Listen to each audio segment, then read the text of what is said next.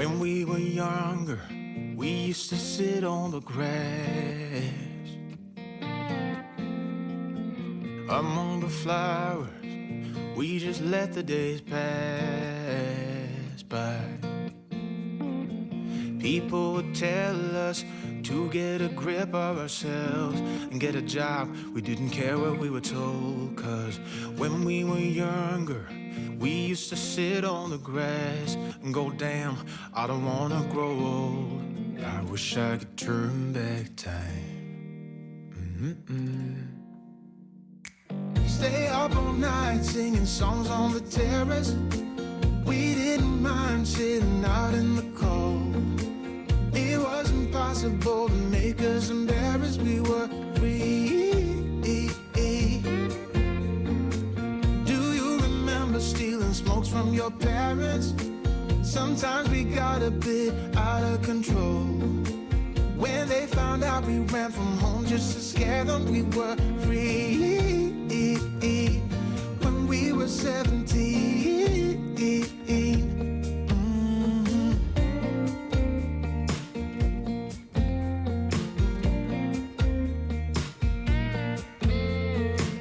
When we got older, we tried to stay in touch, but we had to move on. Life ran away from us. If I could go back, be 17 again, yeah, I would, just to see all my friends running around the city, acting crazy like we used to do. I wish I could turn back time. Stay up all night singing songs on the terrace. We didn't mind sitting out in the cold. It wasn't possible to make us embarrassed. We were free. Do you remember stealing smokes from your parents? Sometimes we got a bit out of control. When they found out we ran from home just to scare them, we were free. When we were 17. When we were 17.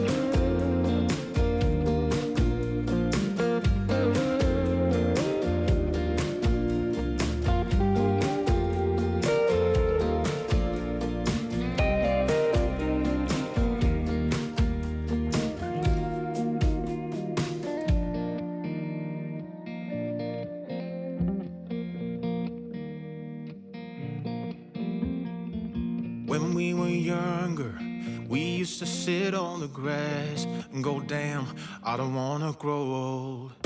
Stay up all night singing songs on the terrace. We didn't mind sitting out in the cold. It wasn't possible to make us embarrassed. We were free.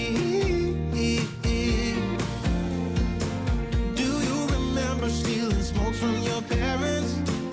Sometimes we got a bit out of control. When they found out we ran from home just to scare them, we were free. When we were 17. When we were 17.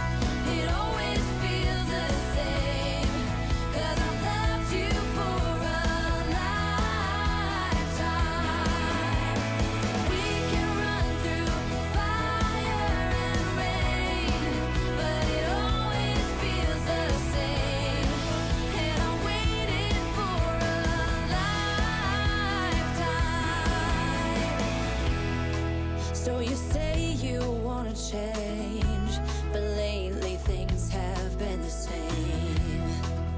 And it's my heart you're holding back again. And I can't be strong if you can't move on.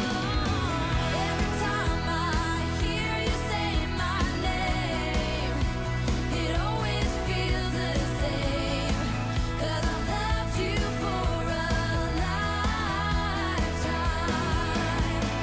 We can run through fire and rain, but it always feels the same. 'Cause I've loved you for a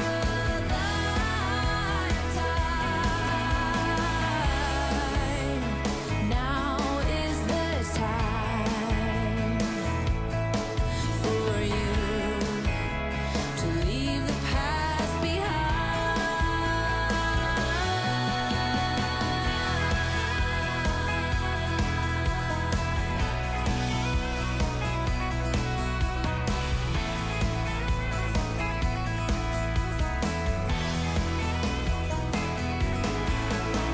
We can run through fire and rain, but it always feels the same.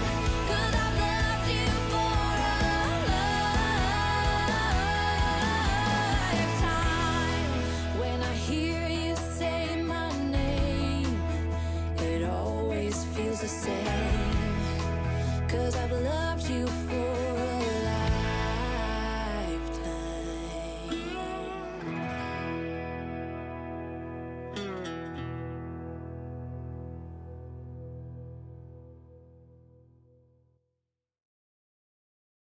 And good morning. Welcome, one and all. JR here, coming to you live from southern Minnesota. Sorry I'm so late. I had no internet. Well, I had it on my phone, but everybody was saying, oh, just go live on your phone. Take your own advice. Use what you got. And I'm like, come on, man. Can't do that. Not after I've, set all this up and, took it up to the whole new level, and I can't go backwards. I mean, yeah, I could go live on my phone, but who wants to see me sitting on the toilet?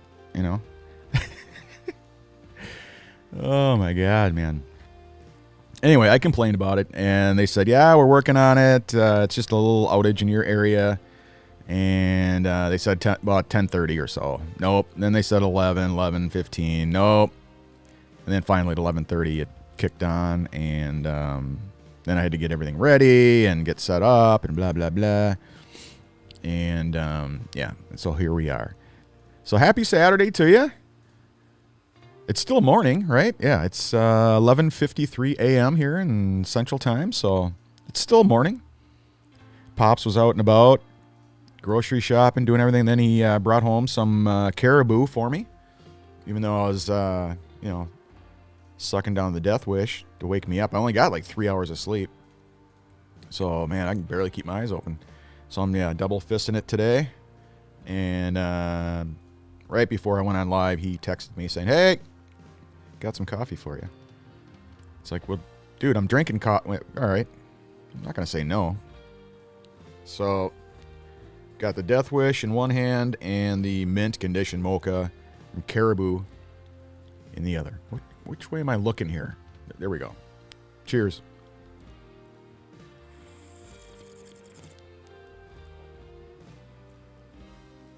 Ooh, that's hot. Or as the kids say today, these days, fire. It's fire. It's hot. Oh, man. Tired as hell. How's it going with you guys? What's happening? What do you got going on this weekend? Let me know in the comments what's going on. What are you drinking? This is, after all, the Coffee Shop podcast, so I want to know what you're drinking. I've got the Rocky Mountain National Forest mug happening this morning. Got that when Teresa and I were playing hooky one day up in the mountains. We were in Denver for a trade show, and I was there all week for the show, but she talked me into skipping one day. And so I just didn't show up. See, that's why I don't make a good employee, because, it's too easy for me to get talked into doing shit that I shouldn't be doing. And Teresa went with me on that wonderful business trip. I told her, you're going to be bored, man. I got to do the show all week, and I'm going to be at the convention hall, and you're going to be all by yourself. She didn't care. She's like, I don't care. I'm going to hit the mountains. I'm going to hit the slopes. I'm going to hit the whatever you call it. She's into she's a horticulturist, so she was into like trees and plants. And I don't know any of that shit. And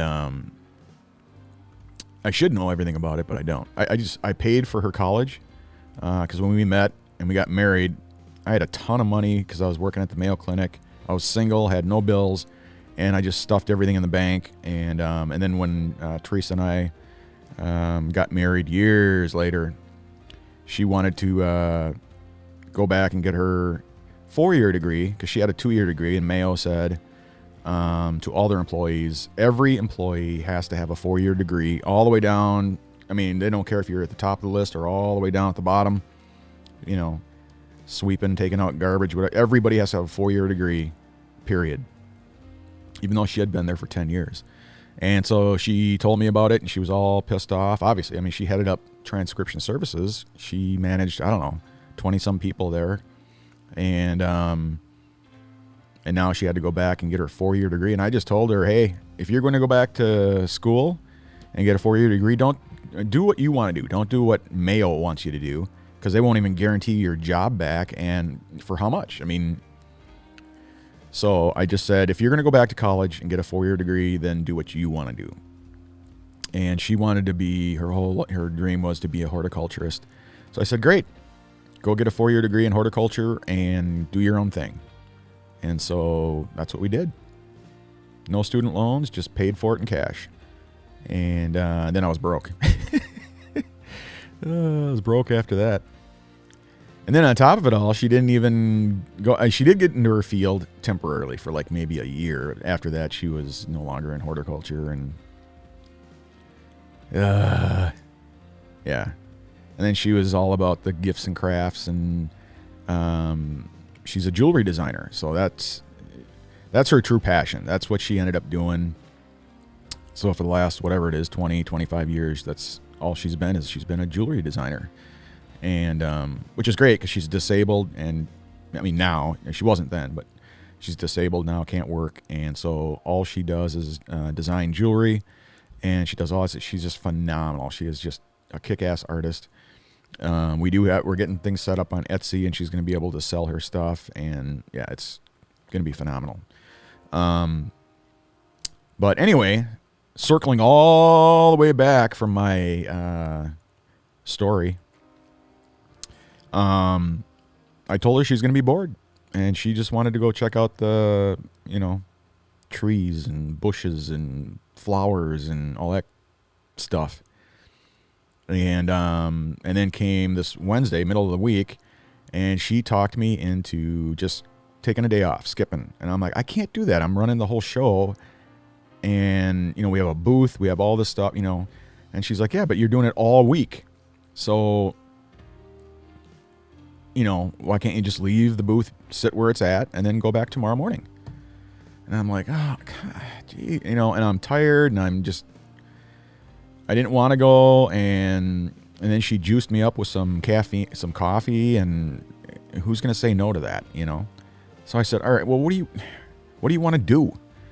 And she's like, I want to go to the Rocky Mountain National Park and see all the creatures and go up in the mountains and hit the slopes and, do all that kind of stuff. Take a tour and blah, blah, blah.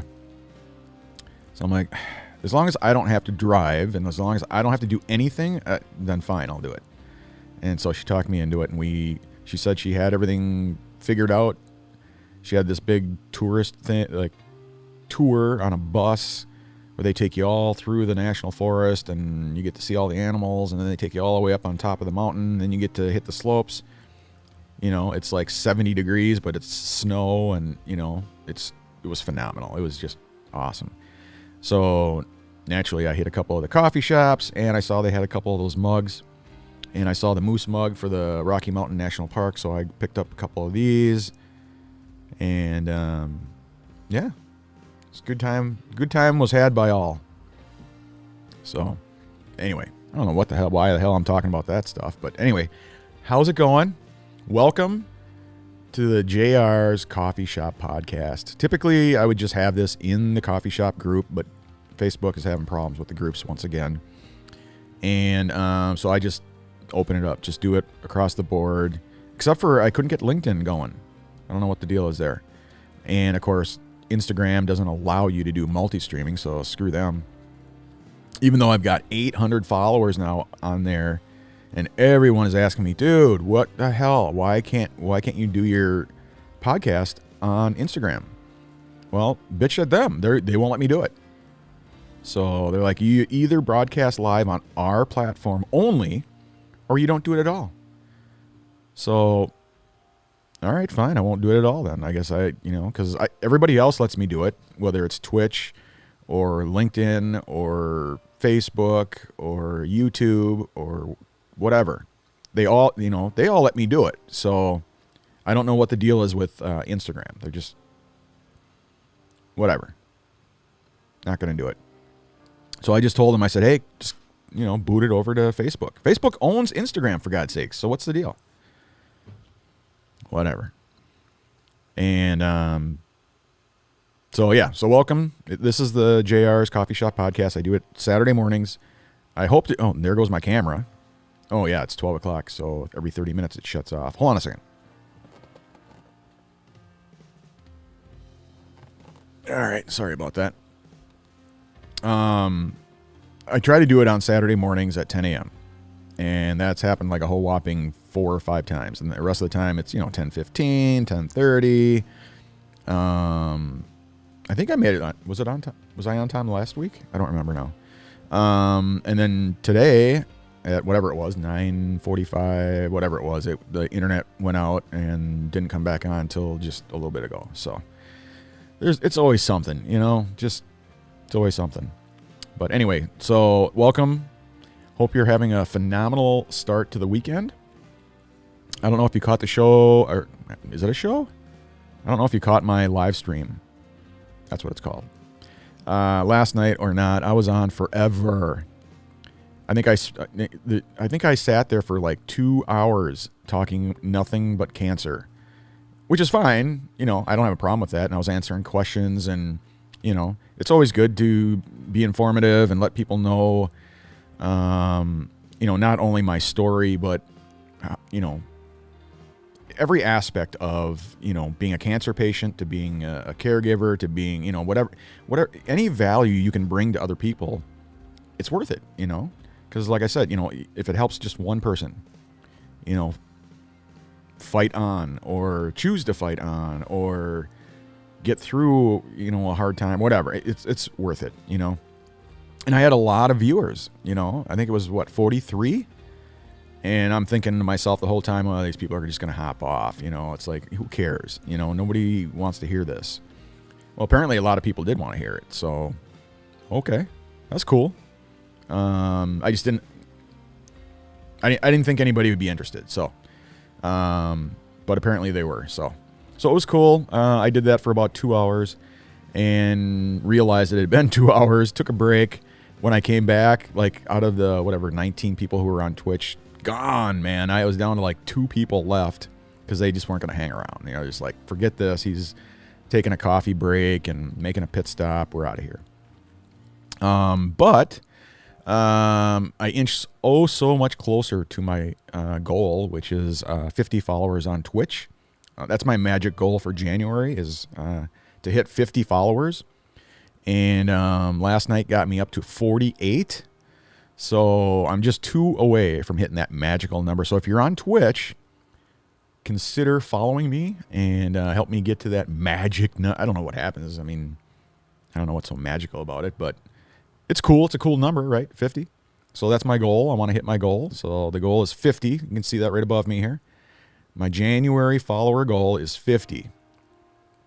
I don't know why that says 74. It should be like 98. It should be at, when I look at the site, it says 98%. So this isn't updating for some reason. Gee, big surprise. But I'm at 98%. So I've got 48 followers. I just need 2 more. So yeah, if you're on Twitch, consider following me and help me get to that magical number. I think what happens is when you hit 50, you become eligible for their affiliate program, and you can monetize your channel. And it'll be my first channel that I monetize. So all the other channels, I have not hit the minimum requirements yet. And so that's what's going on right here, because so many people have asked me, hey, how can I support you? How can I help out? What can I do? Every time I do a live stream, I get lots of people who ask me that. And so it's like, okay, so there's the answer. This is how you support me moving forward. You just go to buymeacoffee.com/JSarzosa. And there you can, however you want to help out, however you want to support me, that's where you do it. Whether it's a personal thing, you want to help me pay the bills, that's where you do it. Become a member, and it opens you up to some perks too.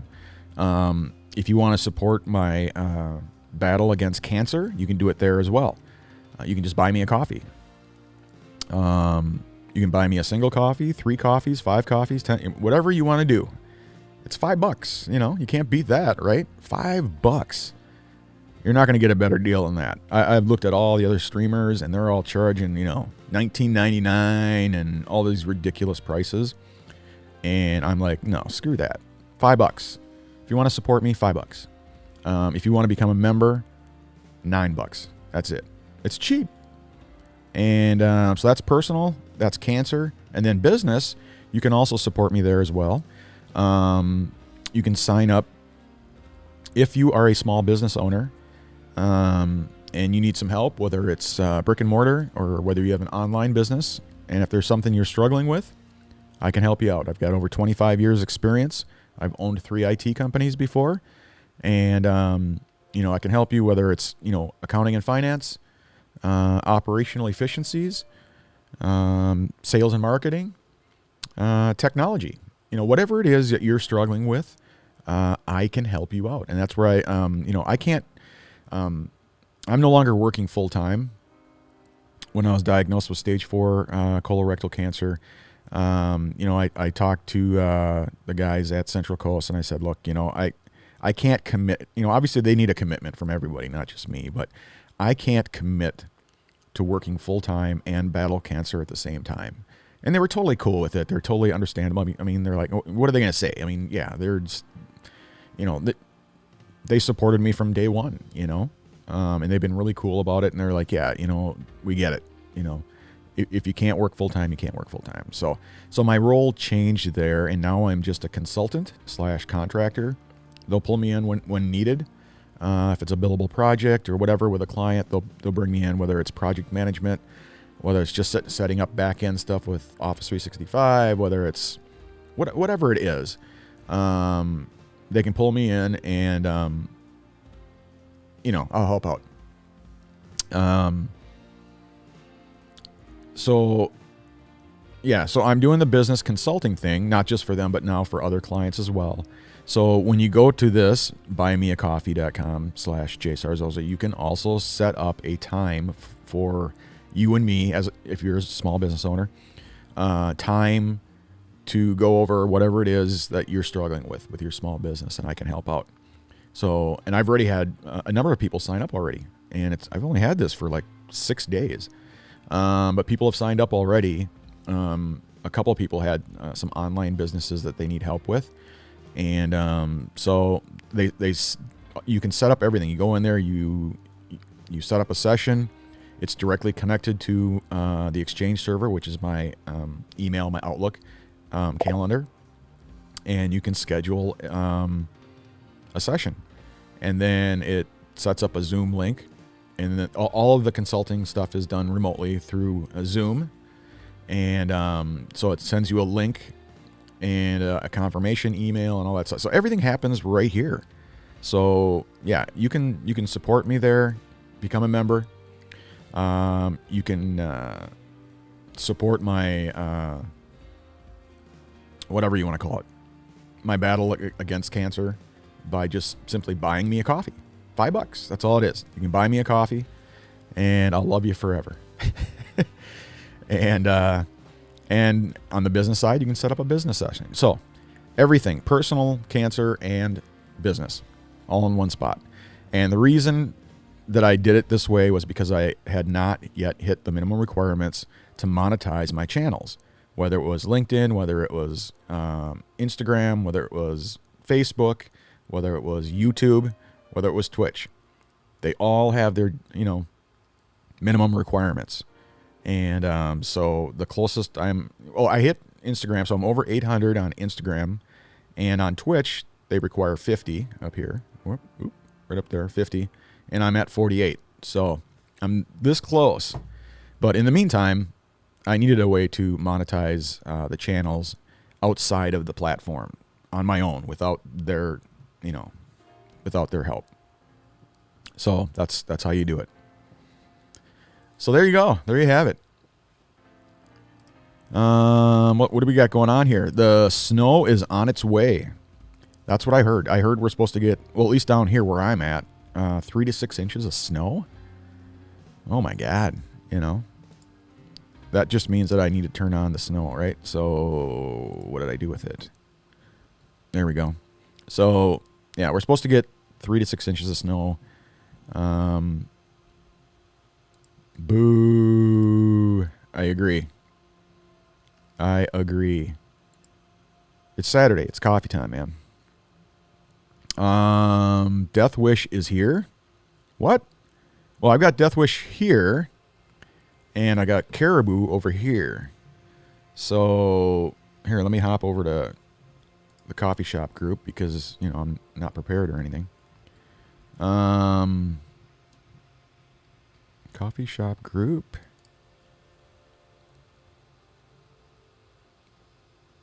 There we go. Dan, buddy, how the heck are you? Thanks for popping in this morning. Jeez, that was loud. Holy crap. Boone789. Hey, thanks so much for the follow, man. I appreciate it. That means I'm at 49. I'm only one away from that mystical, magical number 50. And we'll hit it. We'll hit it today. I have no doubt. I am confident in my coffee drinking skills to convince one more person to become a follower on Twitch. But Dan, yeah, buddy, hey, thanks so much for popping in. And you got the Death Wish, I see. That's awesome, dude. Enjoy, as they say. I love Death Wish. It's just great.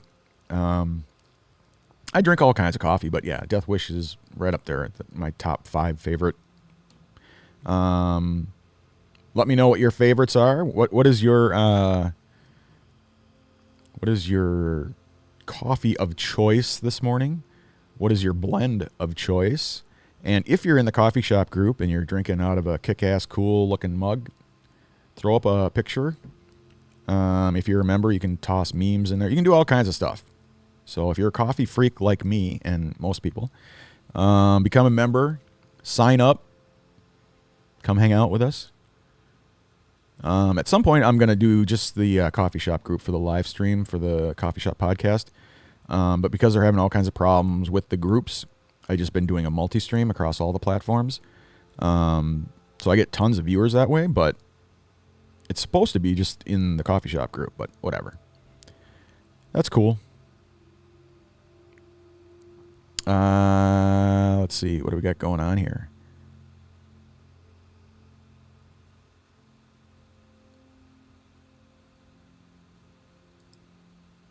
Oh, yeah. I was going to do the media shares and the giveaways, too. I'll do that later because it's not set up right now. I got to, after my break, I'll do that. So,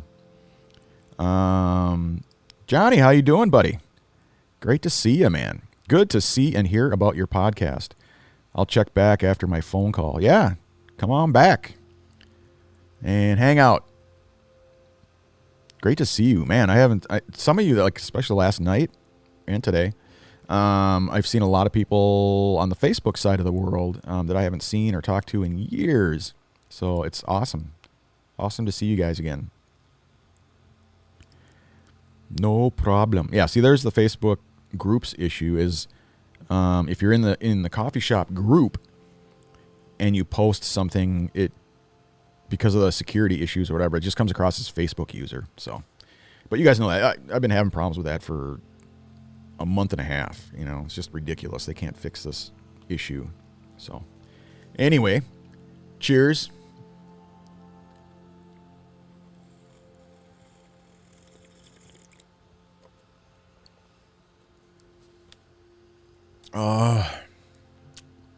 Heaven.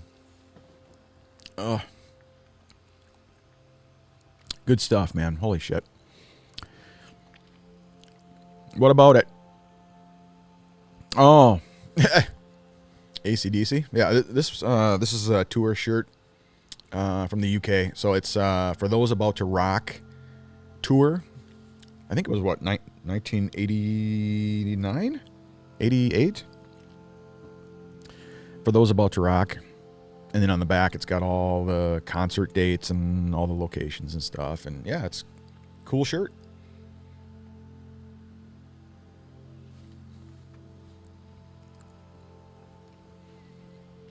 So what do you guys got going on this weekend? What's happening? I know it's supposed to snow. Everybody's going to hunker down, but what are you guys doing? You watching movies? Are you playing games? What are you doing? What's going on? What's happening? I'm trying to wake up here, man. I'm double fisting it. I got the Rocky Mountain in one side, Caribou in the other. So one way or the other, I'm going to have some serious heart troubles in a little bit.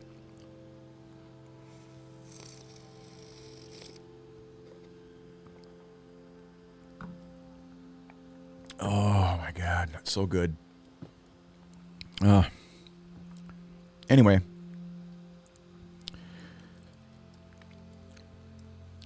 Yeah, I don't make a good employee. I just like doing my own thing. I'm just happier that way. I'm happy when I'm doing my own thing, running the show. Yeah, I just don't make a good employee. You don't want me working for you. It's going good. I've had 3 people sign up already for the business consulting, and well, of course, you know, Central Coast is the first client, and then I got 3 other that signed up to do just helping out. 2 of them are online businesses, so. But like I say, yeah, I mean, whatever you're struggling with, it doesn't matter what it is. If you need help in a certain area, I'm more than happy and more than able to help you out. Whether you're just starting off, I can help you get incorporated. I can help you navigate the startup side of things, the banking side of things, the tax side of things, get you up and running. I can help with, you know, whether you needed a website or, you know, whatever technology related, I can help you out, whether it's the Windows platform or the Mac platform. No matter what the tools are, I can help you out. So, whether it's operational efficiencies, getting things in place, whether it's even HR, you know, every aspect of running a business, I've got experience in. Like I say, I've owned 3 other companies before. And the last job I had with Central Coast, I was pretty much like the GM. I would do a little bit of everything. You know, I'd help out with accounting. I would help out with HR. I would help out with operations. I would help out with the tech side of things. I would help out with every aspect of running a small business. And I love doing that. You know, I get bored too easy, and I don't like just having one job where I do everything. The only time I ever was happy doing that was with My Tech Partners, where when I first started working with them, they hired me originally as a project manager, because they had 2 project managers that had quit on them. And I wanted to get into the business development side of things and help them out, because and they were acquiring a company in southern Minnesota. But at the time, they just needed help with the project management side of things. So that's what I did. And I loved it, you know. I was really, really good at it. I went and got my certifications, and I love doing project management, and probably because every project is different, every client is different. It was just a lot of fun, and I got to work with the sales guys. I got to work with the tech guys. I got to work with the customer. So it was a lot of fun, and so I was really good at it. And, but that was the only job that I had that I actually liked and that I was good at, that I was happy doing. All the other jobs was kind of like, I'll do it, but I don't like it. I don't want to do it. I'm bored. I'm like, I don't, or whatever. And so, yeah. And this way, doing consulting, I kind of get to do all that stuff. I get to help multiple people. I get to help multiple small business owners in different areas all the time. Because one of them is accounting. They're struggling obviously with this economy, collecting on bad debt and stuff like that. And the other customer is having some technology issues that I can help out with. And with Central Coast, I'm just like I said, they're going to pull me in whenever they need me. So just kind of an as needed, type thing. So, yeah. And, oh yeah, yeah, that's right. I did help my sister get up and running with her candle business. She works full time, of course, but she's got this side business that she does. She loves making candles and all that kind of stuff. And she decided to, spin up a small business, get a website, start selling, so I helped her with all that kind of stuff. And in fact, she sent me some candles too here. Check this one out. And it's called Stella's Candles. Stella's Candle Collections. And this one is fresh coffee. Gee, big surprise, Coffee in a can, or a candle. What is it called? Candle in a can? But it's, the scent is coffee. So she sent that to me, of course. Oh, my God. Yeah, just... If I don't have any coffee, at least I can fire up one of these bad boys and the whole house will smell like coffee. That'd be just torturous. No coffee and you can just smell it. I mean, I don't know. So, anyway. So what's happening out there, guys? Let me know what's going on. What you got going on this weekend? Anything? Anything at all? We got plenty of viewers here. A lot of lurkers. That's all right.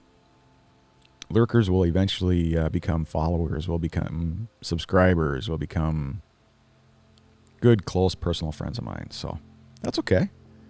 I'm all right with it.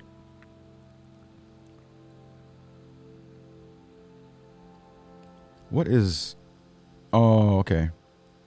I keep forgetting I don't have mods on Twitch, so Streamlabs basically babysits the chat for me. And it's always throwing me curveballs. I don't know what the hell they're talking about. And, I get these alerts and I don't know what the hell.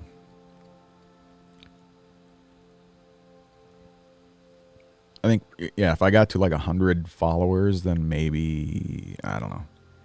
If things start to get out of control in the chat, then I'll just find somebody to be a mod, to do the moderation type stuff. But right now I don't have anybody, so I'm too small of a streamer. But eventually, I'll get there.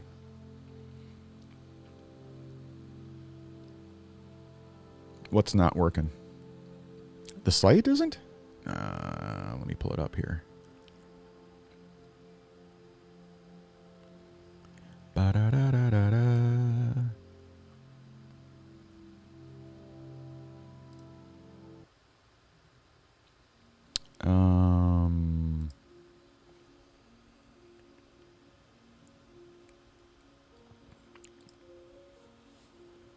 That's working. Yeah, see, this is, if you go to my page, like I was saying earlier, this is, you can buy me a coffee. You can become a member. And you get some of these perks. Or you can sign up for some business development help. Yeah, it's pretty cool. Just a simple little easy site. And like I said, everybody wants to know how they can help me out, how they can support me. This is where you do it. So, yeah, it's pretty cool.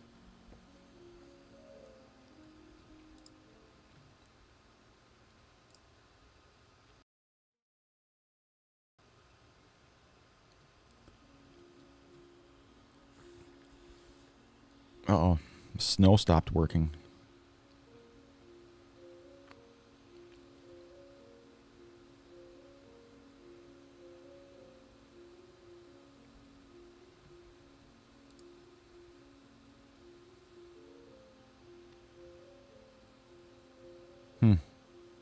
I don't know. Typical. Yeah, the follower goal up there too isn't working either. It says 74% when it's really 99%. But whatever. Whatever. It's Saturday. It's chill. I'm just hanging out. I don't care. I got my coffee. I got my friends. You know, we're just hanging. So, yeah. My AC/DC. Yeah, I was listening to the 80s too. When we had no internet for a while there, and so I had Teresa's boom box from back in the day, cranked up listening to some 80s metal. So, hence the AC/DC shirt. Just in that mood, you know.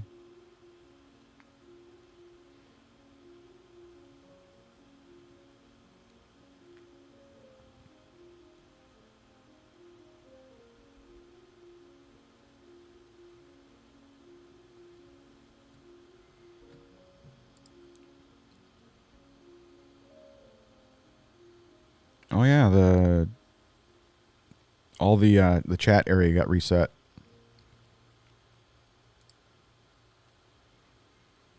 Oh yeah, thanks again, Boone789. I appreciate it. Thanks for the follow. And geez, that's kind of a late alert, wouldn't you say? Oh, it's probably because I changed the scene, and so it got reset, and it resent it or something. I don't know, but keeps me on my toes. That's right, exactly.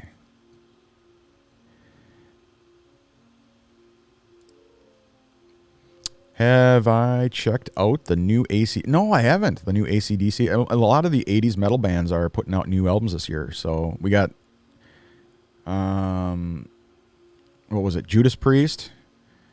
Who was the other one? God, just the other day. I forget now. But AC/DC, I have not checked out the new album. Is it out already, or is it coming out? Let's take a look-see here real quick.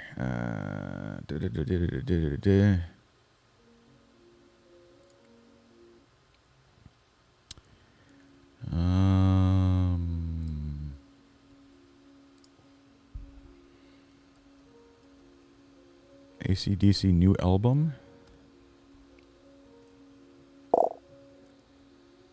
Oh, it's called Straight to Hell Live? So it's a live album? Is that right? Oh wait. Jailbait Rock? Shoot Me. Oh, these are songs. What's the name of the album here?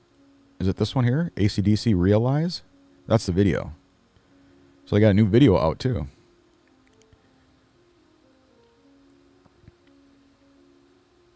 I don't dare click on it. They'll shut my ass down in a heartbeat for copyright violations, which is just so stupid. I mean, you used to be able to just play whatever, and just, it's not like we're, you know, distributing songs to people or whatever. This isn't, you know, but whatever. If I hit play, they're gonna ban me and shut my ass down. And how dare you? But anyway, what's the name of the album? Let's see. Oh, maybe let me go back to my comments here.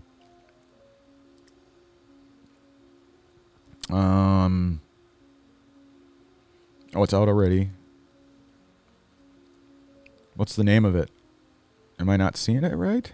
These must be the songs.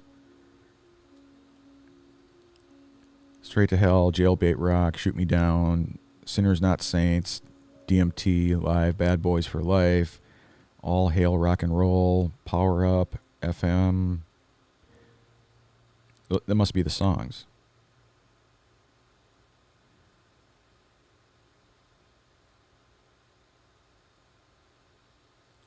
AC/DC returns with Power Up. Is that the name of the album? And it's a tribute to Malcolm Young. Because, yeah, Malcolm passed away last year, didn't he? Rock the Masses with Power Up. That must be the name of the album. AC/DC's latest album, Power Up, was released Friday. And it's a tribute to Malcolm Young. But it's also a big comeback. Nice. God, these guys got to be, what, in their late 70s? Angus, still wearing the schoolboy uniform. Of course.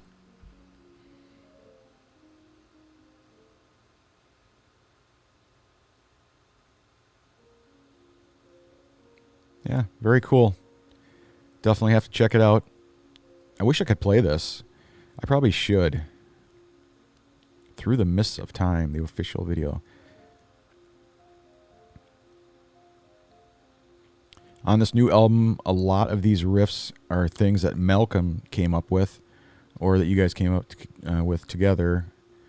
Oh, this is a question then. What are the songs you feel like we hear his presence on the most? So, yeah, cool. I'll definitely have to check it out for sure. But yeah, I wish I could play some of these videos.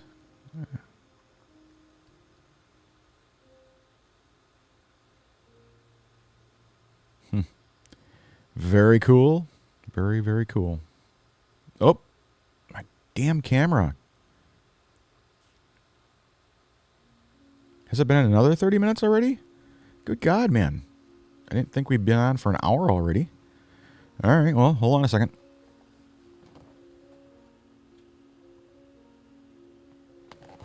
All right. Sorry about that.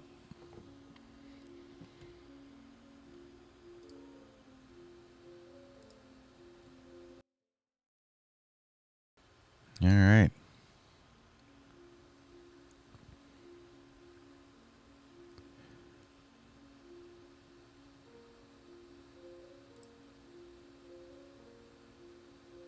How do I get back? Where's the oh, here's the camera view right here. And then, of course, the snow. There we go.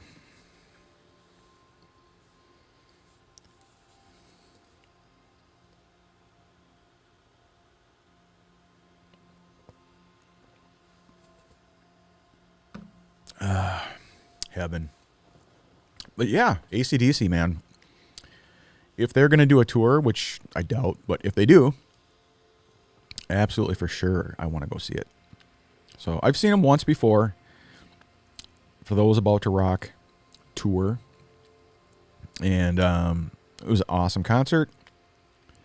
I can't... It was one of those things where... You know AC/DC. There's not a song that they have that isn't good. Every song is like...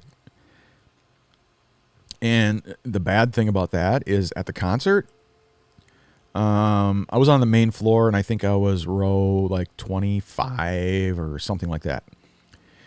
And we couldn't hear the band. Every song they did was like everybody singing along, and all you could hear was the crowd the whole time. And it was still a good time, you know, hanging out. And, you know, back in the day, you could smoke indoors. And so, you know, of course, half the crowd was getting high. And so it was like, you know, when the lights come on, you know, you got this big, huge cloud, this big haze of, you know, marijuana, you know, just in the, and cigarettes, you know, just this big cloud hanging right above everybody's head, you know. And so all you got to do is just stand there, and you get stoned out of your mind because you're breathing all that shit in, you know. But it was still a good time, you know.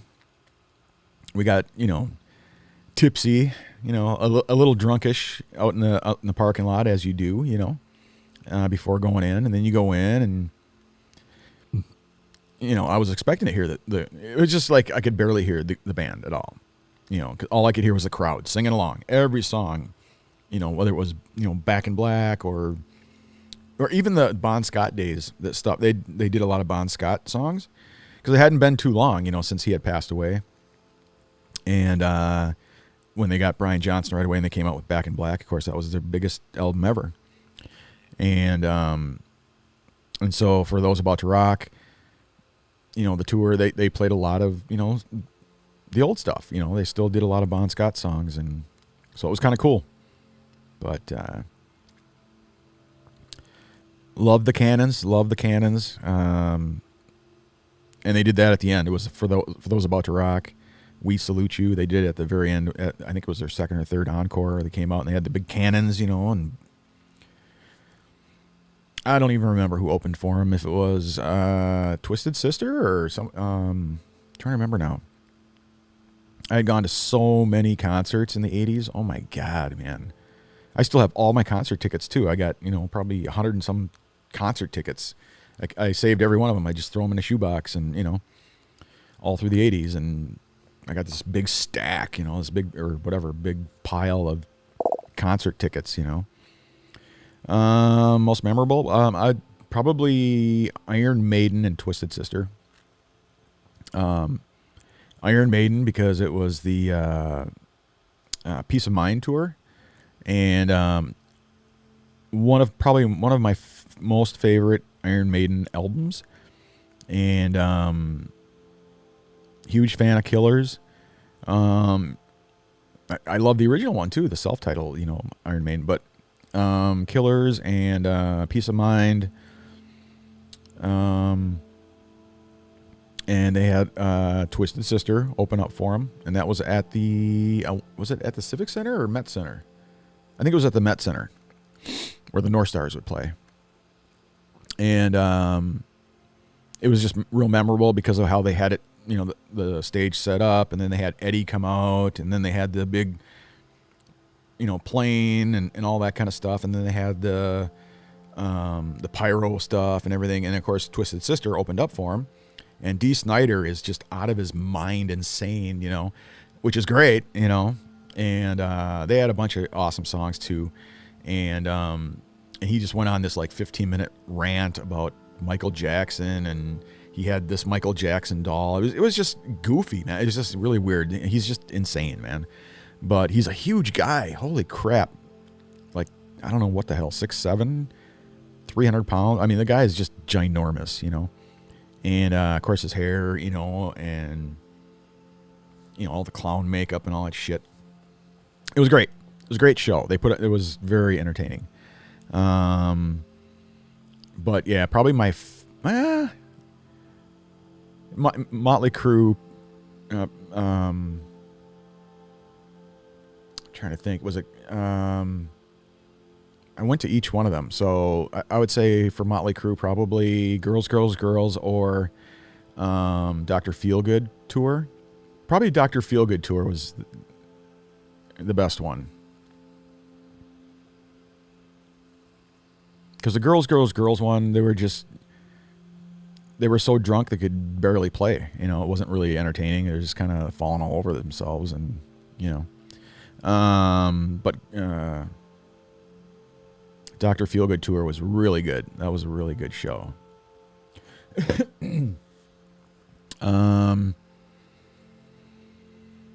Maybe Rat would be right up on top 5. Rat was an opening group though for quite a while, and I was into Rat. I liked Rat, and but who did they open up for? Billy Squier. It was Billy Squier and Rat. And it was Stephen Pearcy's birthday when they were here in town. And so they had a big party and they were drinking on stage. They were just, it was the 80s, it was just, everything was just nothing but drugs and alcohol and, yeah, sex, drugs, and rock and roll. That's all it was. That's all the 80s was,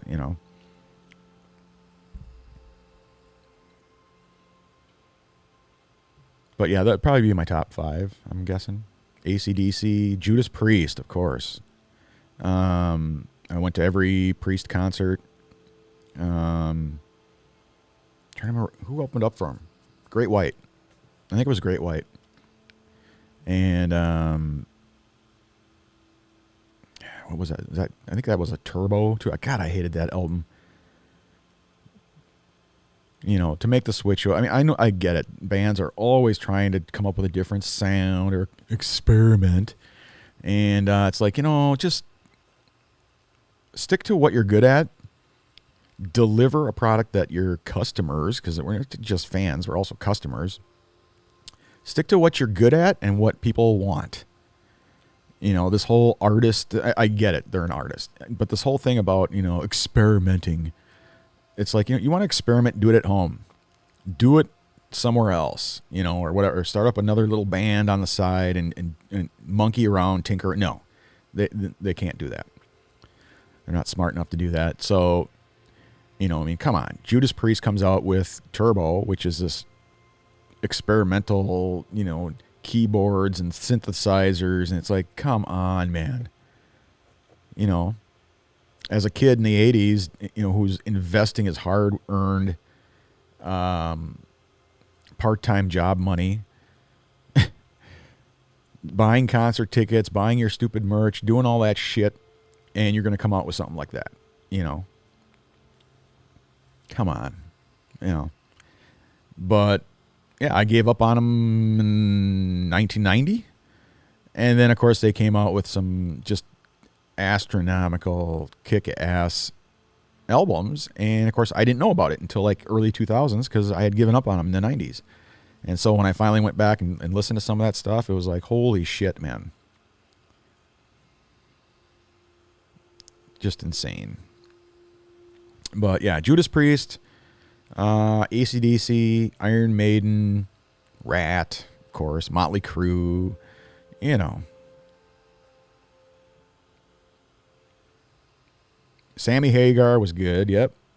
He was Soul then. That was just the Red Rocker. I Can't Drive 55. I think I still have my Sammy Hagar concert. I got a concert t-shirt from just about every show I went to, but I had given Brandon a majority of my concert t-shirt. He, you know, back in those days, you know, he had such cool concert t-shirts and stuff, and I had all that stuff. And when Brandon was in high school, he was like, oh man, you know, he got to see all my shirts. I never wore them anymore. They were just kind of, so I gave him a lot of them, and he would wear them and stuff. Yeah, he actually got sent home from school. I remember this back in, what the hell was it, 2004, 2005? He got sent home from school because he wore my Metallica shirt. And, of course, I didn't see it. You know, in the wintertime, you know, the kids, you know, they throw their jackets on. You can't see anything. You know, he went to school. He was wearing my Metallica shirt that had, it said metal up your ass. And it was a toilet with a hand and a dagger coming up from inside the toilet. And it said metal up your ass. And he got sent to the principal's office, and of course they're like, "Who the hell? Where did you get this? And who gave it?" You know, oh, my dad gave it to me. Nice, throw me under the bus. So they called up and said, "Well, you can come get him, and he's not allowed back in school until he wears appropriate attire." And I'm like, "Dude, what do you? Number one, I don't know what the hell you're talking about. Number two, you're a public school. Define for me what appropriate is in your brain." And that's when I found out. He's like, "Well, any shirt that doesn't have a man's hand and a dagger coming up from a toilet to shove a knife up your ass." And I'm like, what? He's wearing my Metallica metal up your ass shirt? And then click, he just hung up. So I'm like, oh my God, man. So I had to go pick him up from school, bring him home. And I just said, forget it. You can go back to school in the morning. I'm not going back because I know the principal is going to want to talk to me, and I've been through that already. I'm not a kid anymore. I don't need to be sitting around in a principal's office getting lectured by some guy who's my age, who went to my school, who was an 80s kid himself. You know, I mean, come on. But whatever. It was funny.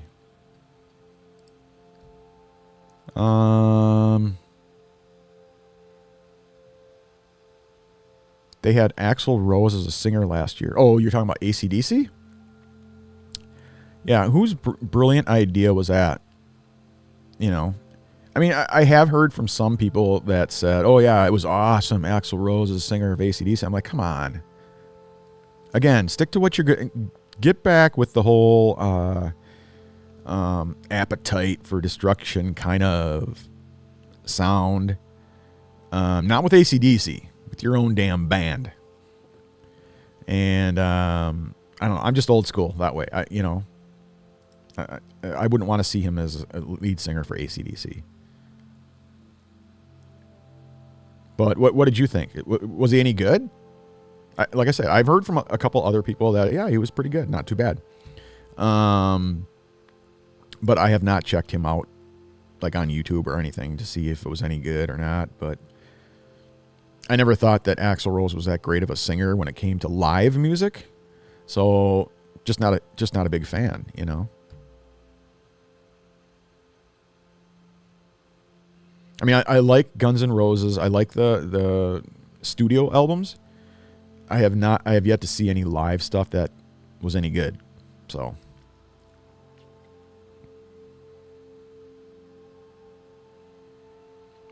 you're new to this, Johnny. Welcome back, by the way. New to this whole Facebook thing and not sure what I'm doing. So who the hell are you chatting with? And do people send questions? Yeah, absolutely. Yeah, I'm just talking to nobody, but no. So I'm broadcasting live over multiple platforms. So, you know, you're probably familiar with the platforms, right? So you got Facebook, you got Twitter, you got Instagram, you got LinkedIn, you got Twitch, you got YouTube, all these platforms. It's not just Facebook, but all the platforms. So I broadcast live over all these platforms, and then people who are fans or friends or members or subscribers or followers on all those platforms can watch your video when you're live, and they can, you know, ask questions. They can, you know, whatever. And I have a screen where it shows all the questions, all the comments from all the platforms, and then I scroll through them and just kind of pick some out here and there and put them on the screen. Like with yours, I can just you know, I see your question in here and I just click on yours, and it comes up on the screen, you know, like this. And you know, it shows your picture, it shows your name, it shows the question, all that kind of stuff. And so that's who I'm chatting to, and that's, you know, who send in questions. You know, you can do it on any platform, and you're not getting any sound. It may be muted, so you may have to unmute it. I'm looking at mine, and I can see that I'm broadcasting with sound. So I've got my sound meters up at the top. It's showing me on all the platforms that it's coming across. So if you guys can hear me, say yes in the comments, or say hello or something. Say something in the comments so that I know you can hear me. And but John, yeah, if you're not hearing me at all, just make sure that the sound on the video isn't muted, and just there should be like a little volume controller or something on the video, and you should be able to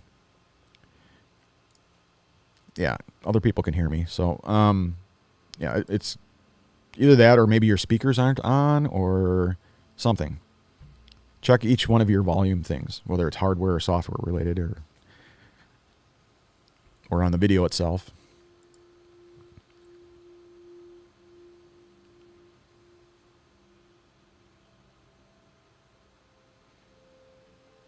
Well, and everybody else too had put comments in there about the snow, and so let me know in the comments, guys and gals, what was your if you're an 80s kid like me, what was your favorite concert back in the day? What was the best show that you went to back in the 80s?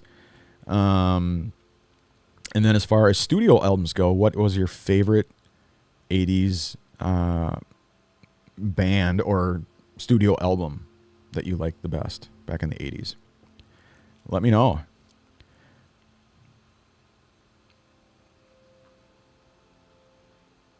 And that'll give us time to kind of figure out this sound thing here. But I'm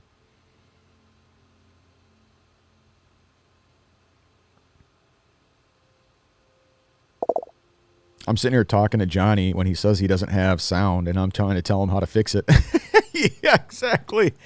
Oh my God. See, that's the problem is I'm not thinking, man. I don't have enough, coffee in me yet here. Jesus. ZZ Top. Oh shit. That's right. Yeah. I forgot about that. I did see, you know what? I've seen ZZ Top twice. I saw them in the 80s. I want to say 84, 85. And believe it or not, like late 90s, like 98, 99, I was at a IBM show, trade show, IBM Computers. You know, they had this big show on, I'm trying to remember the name of but it was a huge show. And IBM had hired ZZ Top to be the entertainment for, I think it was the Friday night event or whatever. And everyone who was a part of just part of the event, the trade show. So all of the vendors who had, booths set up, every one of us got a ticket for that Friday night's event. You get a dinner and some music, and nobody knew who the music was. It turned out to be ZZ Top, the band. So there was probably like maybe, I don't know, 200, 300, 400 people in the dinner area and up on the stage, kind of a thing. It was like a little tiny auditorium type thing, and it was ZZ Top. They put on a full blown concert and everything for 300-400 people. That was it. It was awesome. It was great. They played all the 80s tunes, and it was really good. It was really cool. And I wasn't like really into ZZ Top all that much, but I mean, they played all the popular songs, and so Best Dressed Man. I mean, all that kind of stuff. It was, even the 70s stuff they played, and it was a good show. It was great music and free beer and free Willy. So yeah, it was great.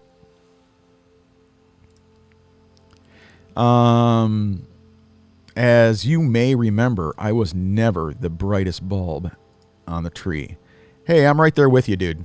Right there with you. So, you don't have to, be the smartest guy in the world to figure out that the volume is down. It's just, shit happens, whatever. But can you hear me okay now, though? I mean, is the sound, everything is working good for you now, or? We'll find out. If he doesn't answer me, I'll know that the audio still isn't working yet. But it's great to see you regardless. Even if you can't hear me, it's great to see you. I'm glad you're able to, tune in, hang out, If nothing else, you get the visuals, right? You get the snow, you got the man cave, you got the dumbass 80s kid with the AC/DC t-shirt on, talking to nobody, So, but it's all fun and games, man. That's right. Until someone loses an eye. Motley Crue. Yep. Iron Maiden. Yep. Judas Priest. Yep. I know some of you listen to that top 40 stuff too. Who was it the other day? Somebody said something about Paula Abdul, and I'm like, what? Paula Abdul? What the, Oh yeah, she's the one who made or taught Janet Jackson how to dance or something. And I'm like, I don't know what the hell you're talking about, because I didn't listen to Paula Abdul, So, yeah, is she on some TV show now or something? I don't know, whatever. But yeah, out of the chick band, I wish there were more like hard rock, heavy metal bands that were female. We had Pat Benatar, Lita Ford, Joan Jett. Who else? Those are the three that come to mind as far as the 80s go. I mean, or that I listened to anyway. So I didn't really listen to Joan Jett all that much. I just know, I was familiar with her, I Love Rock and Roll song. But I was more into Lita Ford and Pat Benatar.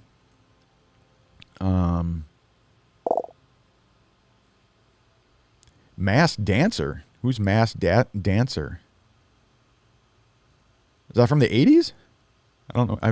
I don't know who that is.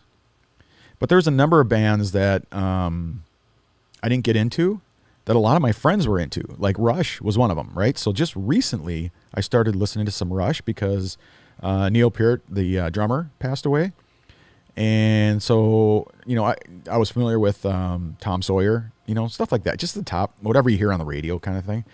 And, man, they got some kick-ass songs. Holy shit. I had gotten online, I bought the 2112 album. Wow. Kick-ass, man. And so, I mean, there's a lot of bands that I just never got into that a lot of my friends were into. They were more into the progressive metal. I was into the hardcore, dirty rock, the sleazy, in your face, out of control kind of heavy metal. The Motley Crues, the Iron Maiden, the Judas Priest, the Twisted Sisters, all that kind of stuff. Hair metal. Yeah, hair metal. But there's a lot of bands, and I'm going to be doing some reaction videos.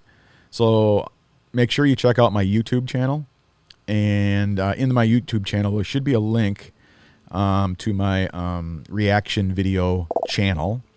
And I'm going to start posting some reaction videos to not only the country music stuff, but the heavy metal stuff that I was never exposed to, that I just never got into, like Rush. There's a ton of Rush songs that I've never heard of. And I was just never exposed to it. I never owned any of their albums. The only song I ever heard was like Tom Sawyer, like stuff on the radio, back in the 80s. And, I wasn't a huge, Sammy Hagar fan. I knew of I Can't Drive 55. I didn't know any other of his songs. I wasn't into Night Ranger. I did get a little exposure to like, who's the crazy out of his mind guy? Detroit, the Motor City Madman, Ted Nugent. I just wasn't into Ted Nugent, but listening to a few of his songs now, I'm like, holy crap, man! Just off the rails, phenomenal songs, And so a lot of these bands that I wasn't exposed to, I'm gonna do reaction videos to, because it's the first time I've been exposed to any of those songs, or even to the bands, So, but yeah, a lot of my friends were into like more of the progressive metal kind of stuff. I was more into the hard, heavy metal, speed metal, Anthrax, Metallica, Megadeth, stuff like that, Whereas most of my friends were like, they're just not into that kind of thing, So, what are you going to do? Masked Dancer. I don't know. Masked Dancer. Oh, wait a minute. That's the name of the show, isn't it?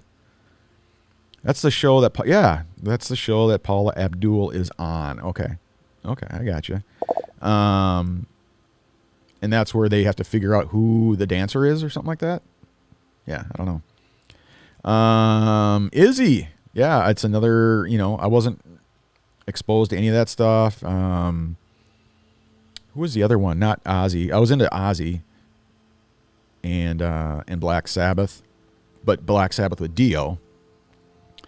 Because when Ozzy was on his own, when he was with Randy Rhoads, when they came out in 1980, 81, I was just going into 7th grade, and that was the first time I was exposed to Ozzy. So I didn't know anything about Ozzy Osbourne with Black Sabbath. I had heard on the radio, maybe one or two of his songs when he was with Sabbath, but I didn't know it was Sabbath. So, Iron Man, and there was one other one. Was it Fairies Wear Boots or something like that? Something that was on the radio, and I just assumed it was Ozzy, like on his own. I didn't know there was a band called Black Sabbath, So I just assumed Ozzy was Ozzy, and that was it. So the first time I heard Black Sabbath that same year, I think it was 80, 81, was with Dio. Heaven and Hell. He was the new singer. He replaced Ozzy Osbourne as the lead singer in Black Sabbath, and that was the first time I heard of Dio, and that was the first time I ever heard of Sabbath. So it was phenomenal. I loved it. I went out and I got Heaven and Hell, and then what was the second one? Was it Mob Rules? I'm trying to remember now, but a couple of my friends were into that one, and so so I was a huge Ozzy fan, huge Dio fan, huge Judas Priest, Iron Maiden, Motley Crue, all that kind of stuff. So yeah, I didn't I didn't listen to the other progressive type stuff. So, but there's a ton of stuff that is just kick ass. So, yeah, Ozzy Osbourne, yeah, absolutely. Unfortunately, I didn't get a chance to see. I went out and I got Diary of a Madman. I unfortunately did not get a chance to go see him live. To this day, I have not seen Ozzy live. I was going to go with Brandon, my boy here. He went out to Wisconsin. I'm trying to remember where it was at. Was it at a casino or something? I don't remember where, but I think he's seen Ozzy twice now. And I have not yet seen Ozzy. Every time something came up, I had bought tickets twice, ended up having to give my tickets away. I couldn't go for some reason. And the very first time was I didn't get a chance to go see him with Randy Rhoads, and that really sucks. But yeah, I think it was the Diary of a Madman tour. I'm not sure, but I missed out on that, man. It's just what a bummer. I would have just loved to see him with Randy Rhoads. So, am I doing something wrong, or is it on your end? If it's me, point to the camera. It's you. Everybody else can hear me. I've asked a couple times. Everybody can hear me. Everybody's talking. Everybody's, contributing and answering my questions. So I know they can hear me. So it's got to be you. Either it's, I don't know what to say. It's your speakers or, well, he can't hear me. So it does no good for me to answer his question because he can't hear me. So, if somebody wants to help him out, be my guest. He's in the chat on my main Facebook profile page. So, yeah. Abort. That's all I can say. Abort. Oh, Johnny, man, I feel bad for you, man. Alice Cooper, that's who I was trying to think of before. Yeah, Izzy, Alice Cooper, a lot of I kind of classify Alice Cooper into that progressive metal, but he's not progressive metal. But I kind of lumped him in with those progressive metal bands that I didn't listen to. I just kind of lumped them all together because I just wasn't into them for some reason. And I love seeing them now. I mean, Alice Cooper's got a number of awesome songs. I just was never exposed to any of his stuff back in the day, and that's why I love exploring a lot of this 80s metal that I never got into, never listened to.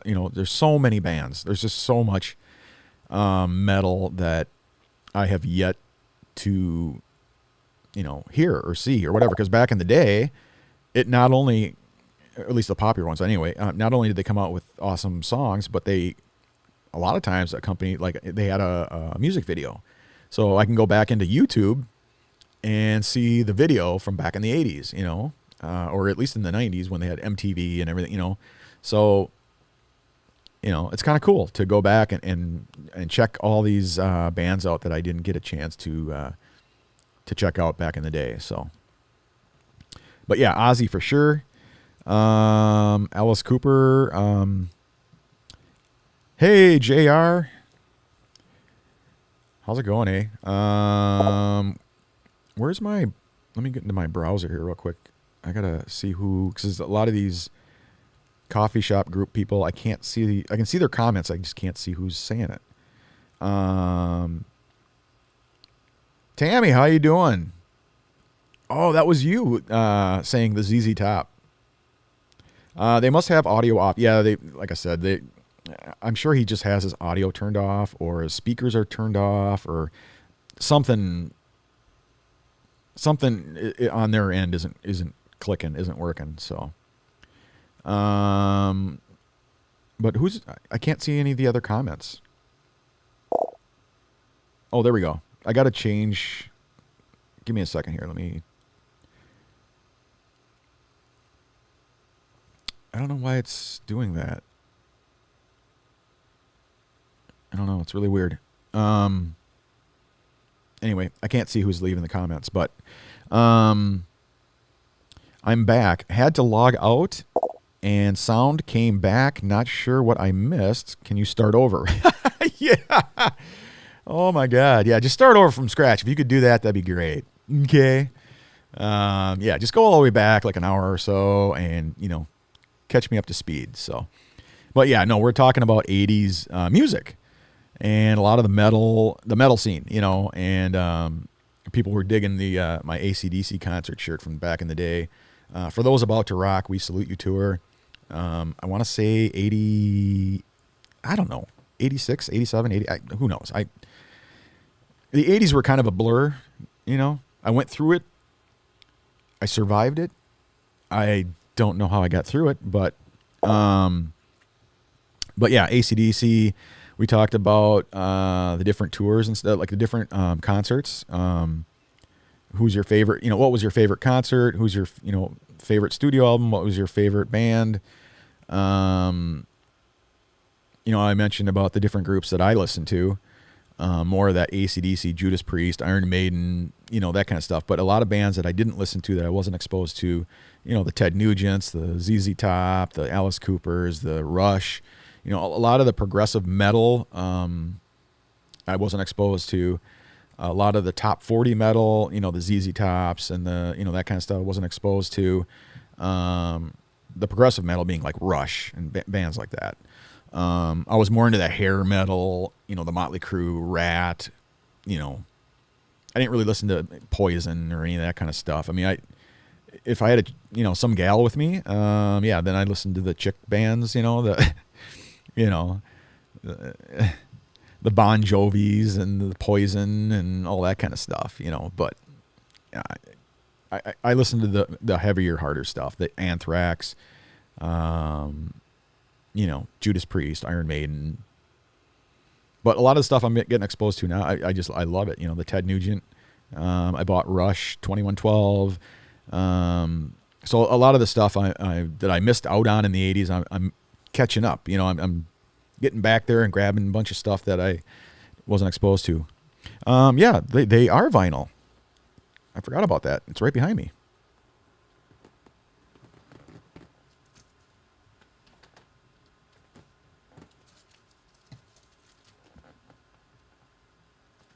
Oh my God. Yeah. So here's the new Rush album, or not the new Rush album. This is new for me. The Rush album I picked up. Digital vinyl. I don't know what digital vinyl means, but this is Moving Pictures. It's got Tom Sawyer on it and all that stuff. So kick-ass album. Love it. I got my turntable. I still got all the old, equipment right behind me. It's a full stack, original, tuner, turntable, cassette players, all that stuff behind me here. But anyway, so I've got, a turntable. And so I can just go down and buy some vinyl and listen to it just like old school. I picked up some Jimi Hendrix. So obviously the stuff that my dad used to listen to, like the Doors, Jimi Hendrix. He was familiar with Black Sabbath with Ozzy in it from back in the 60s. This is some of the stuff I heard my dad playing one time. Are You Experienced? I'm like, oh my God, that was one of the most phenomenal records I ever heard from Jimi Hendrix. So I picked it up. And then Winter Wonderland, Electric Ladyland. Winter Wonderland, I got to see the snow there. Electric Ladyland, the Jimi Hendrix Experience. Phenomenal vinyl, man. This is from back in the day. This is from the 80s. So I got all my old 80s vinyl. So I got, Twisted Sister. This one is You Can't Stop Rock and Roll. Iron Maiden Live.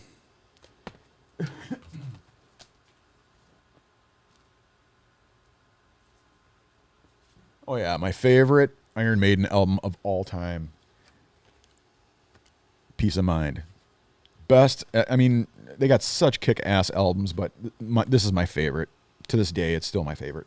And remember these? Okay, so remember, I mean, we had what? Cassette back in the day, in the 80s. But we had vinyl and cassette, right? And if you were rich, if you had a lot of money, you could get those laser discs or whatever the hell, but we weren't rich. But if you remember, if you were a kid back in the 80s, man, the whole thing about wanting vinyl, number one, the artwork, right? This is how, and we had no internet back then. So if you're going to attract new customers, new listeners, new fans, it was all about the artwork. in heavy metal. I don't know about top 40. I don't know anything about progressive. I don't know anything about any other genre. But what I was a part of, which was, heavy metal, it was all about the artwork. This is how you would attract somebody. When I was up in Canada, I went with my sister. She had a hockey tournament up in Canada, and I was bored. I went to the record stores. When you go flipping through all the records, you don't know who's who and what the. So I would just look for anything that was cool looking, and if it was rock or heavy metal, I'd buy it. So that's how I got exposed to bands like Fastway, things like that, because I'd see their cool looking cars or whatever, and so Iron Maiden, how can you not buy some kid who's 12, 13, 14 years old, and they see this, how can you not buy it?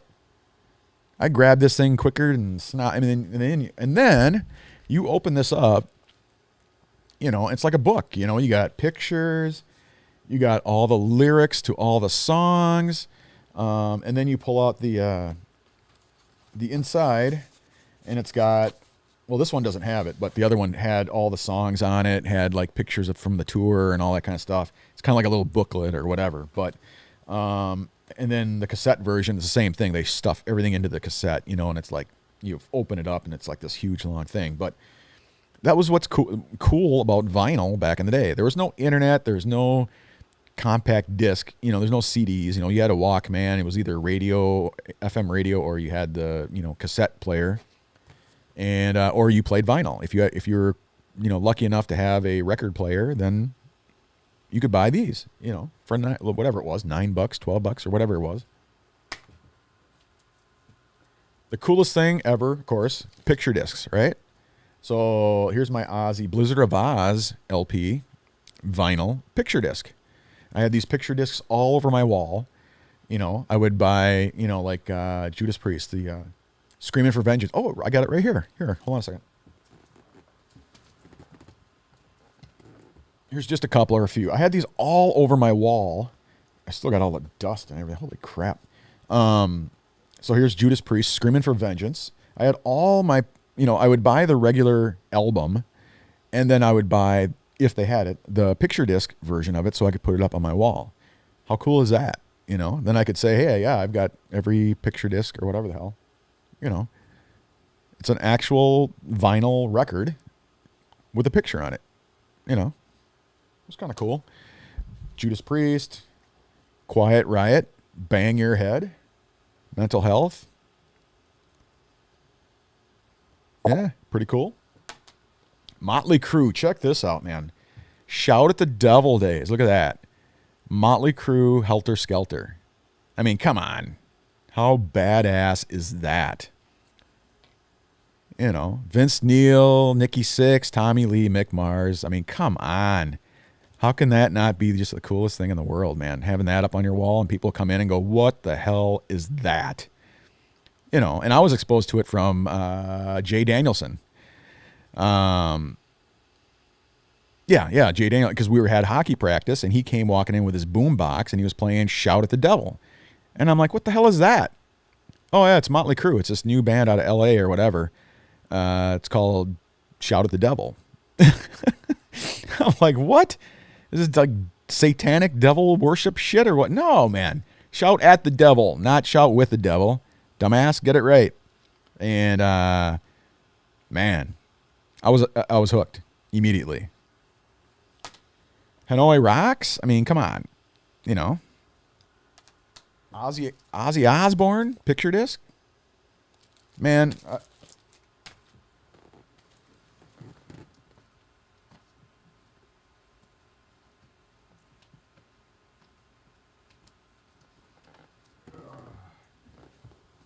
yeah, Twisted Sister. Oh, yeah. Scorpions. There it is. Black Sabbath. My first Black Sabbath album, Heaven and Hell. And like I said, it was Dio. Dio was the lead singer. That was my first experience with Ronnie James Dio, man. Oh, my God. Just what a phenomenal album. Yngwie Malmsteen, of course. Pat Benatar. Got to have the chicks representing. You know what I'm saying? Then you got to have, speaking of chicks, Poison. So when you got the chicks coming over, You throw this on or some Bon Jovi or whatever, man, you're in. You know what I'm saying? Motley Crue, their very first album, Too Fast for Love. The original Too Fast for Love on vinyl. Kick ass. Huh? Theater of Pain, of course. There it is. Ted Nugent, Scream Dream. To this day, the only, this is, if you're ever going to get a Ted Nugent album, this is the one to get. Trust me on it. It's just a phenomenal record. AC/DC, there we go. I got a ton of AC/DC albums. How can you not? This one I was not too happy with. Flick of the Switch. Highway to Hell? Come on. You know what I'm saying? Come on. Bon Scott? I mean, this is where it's at, man. Dirty Deeds, Done Dirt Cheap. Huh? Going all the way back to 1974, Jailbreak. Kick-ass album. Kick-ass.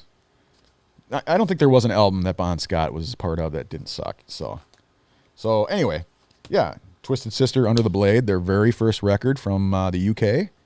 They're a New York band, but they couldn't get anywhere in the US, so they would go over to the UK and just exploded. Under the Blade, baby. And the Scorps. I got tons, stacks of vinyl. There's some Rat down there. So, yeah. So anyway, Johnny, that's what we're talking about. Just talking some 80s metal and, whatever. So I'm glad you're a part of the conversation now. I'm glad when you logged out and logged back in, what the hell? Was it your speakers or was it just your, I don't know what it was, but I'm glad it's working for you now. I am doing all right so far today. Cool. Awesome. Kick ass. What are you doing? Are you drinking coffee like me? Or are you drinking alcohol? Or what are you drinking, if anything? Oh, my God. This is John Bauman. Yeah, I know. It's got your name on it. Oh, my God, dude. I'm glad you're getting exposed to the whole social media thing. You haven't missed anything, trust me. Social media sucks. It's always sucked, and it's only gotten worse over time.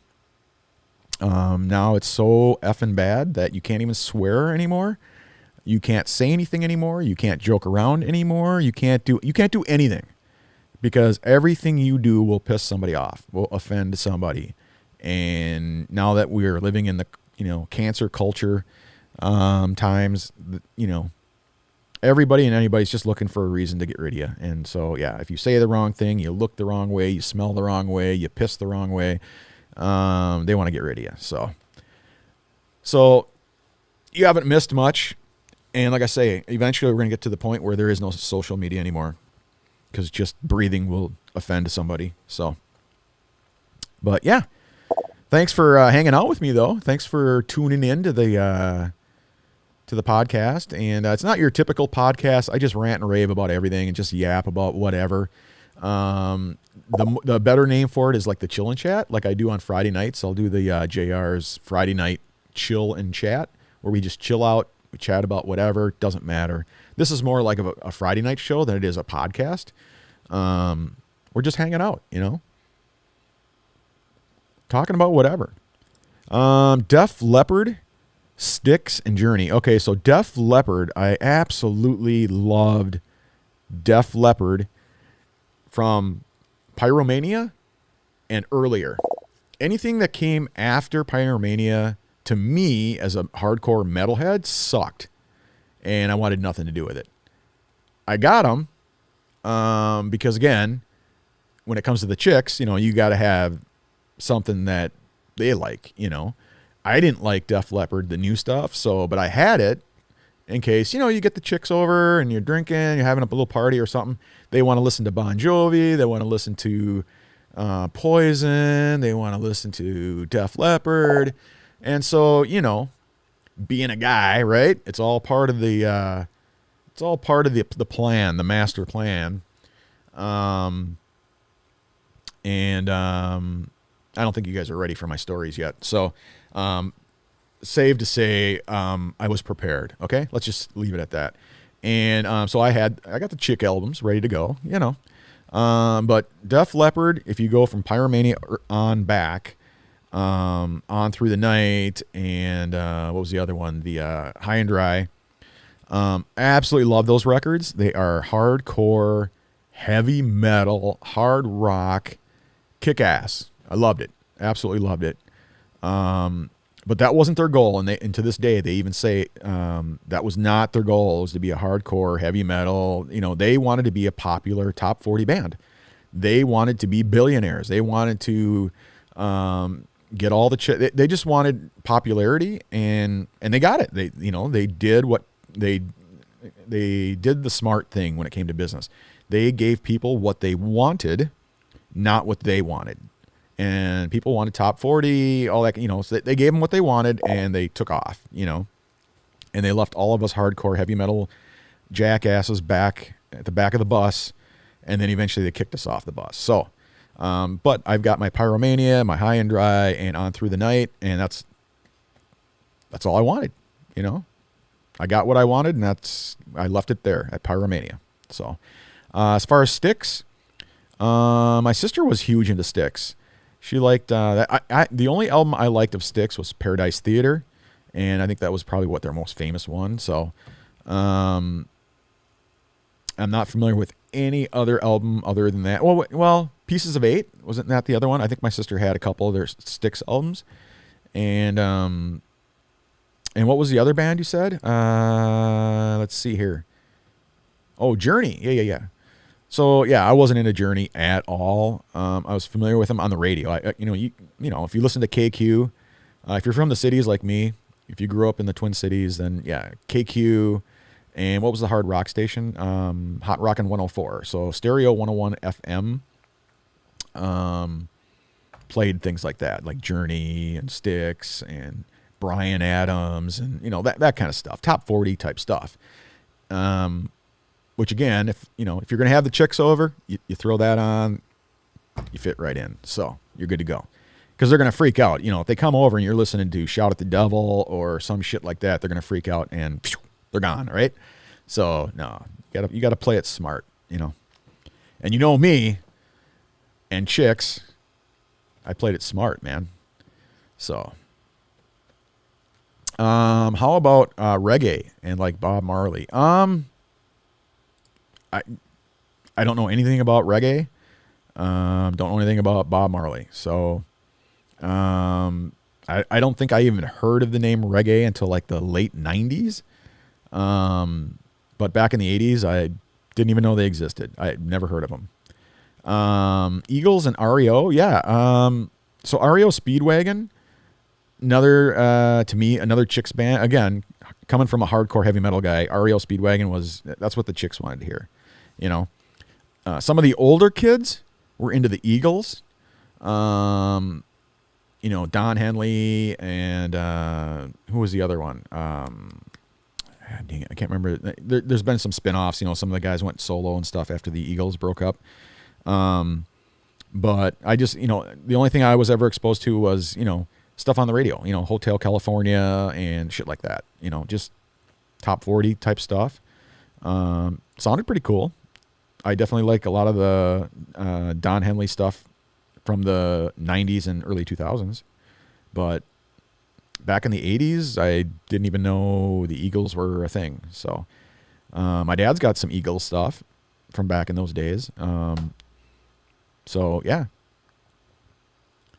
Sorry, rambling off. Hey, that's what we're here for, man. We're just yapping. So you don't have to say sorry. That's what we do here, Guns N' Roses? Yeah, we talked about that earlier. Axl needs to stay with Guns N' Roses. None of this AC/DC shit. And unless you guys think he was halfway decent with AC/DC, I just can't warm up to it. It's just me. It's probably just me. I don't know. But Axl needs to get his shit together, and he needs to stick with Guns N' Roses, and they need to do their thing and quit effing around. Remember 8-tracks? I do. The first two vehicles I had a Dodge Dart and a Duster, and I think it was a Duster. I don't remember now, but it had the regular radio in there, and then in the glove box, my dad had mounted an 8-track for me. And yeah, so the very first cassettes that I ever had were 8-tracks. And old stuff too, man. I mean, we're talking, 70s rock, and I don't even consider it rock. Like some of that stuff was like, like Billy Joel and, the Eagles and, stuff I didn't even listen to, but it was cool to have something, so, I don't know. There were no Judas Priest 8-tracks that I am aware of, none of that stuff. I mean, back in the 80s, it was all cassette, If you were a mobile, it was cassette, and most of my friends had a car. I didn't until, I don't know, 16, 17, something like that. But all my other friends had cars and stuff like that, and so I always rode with them.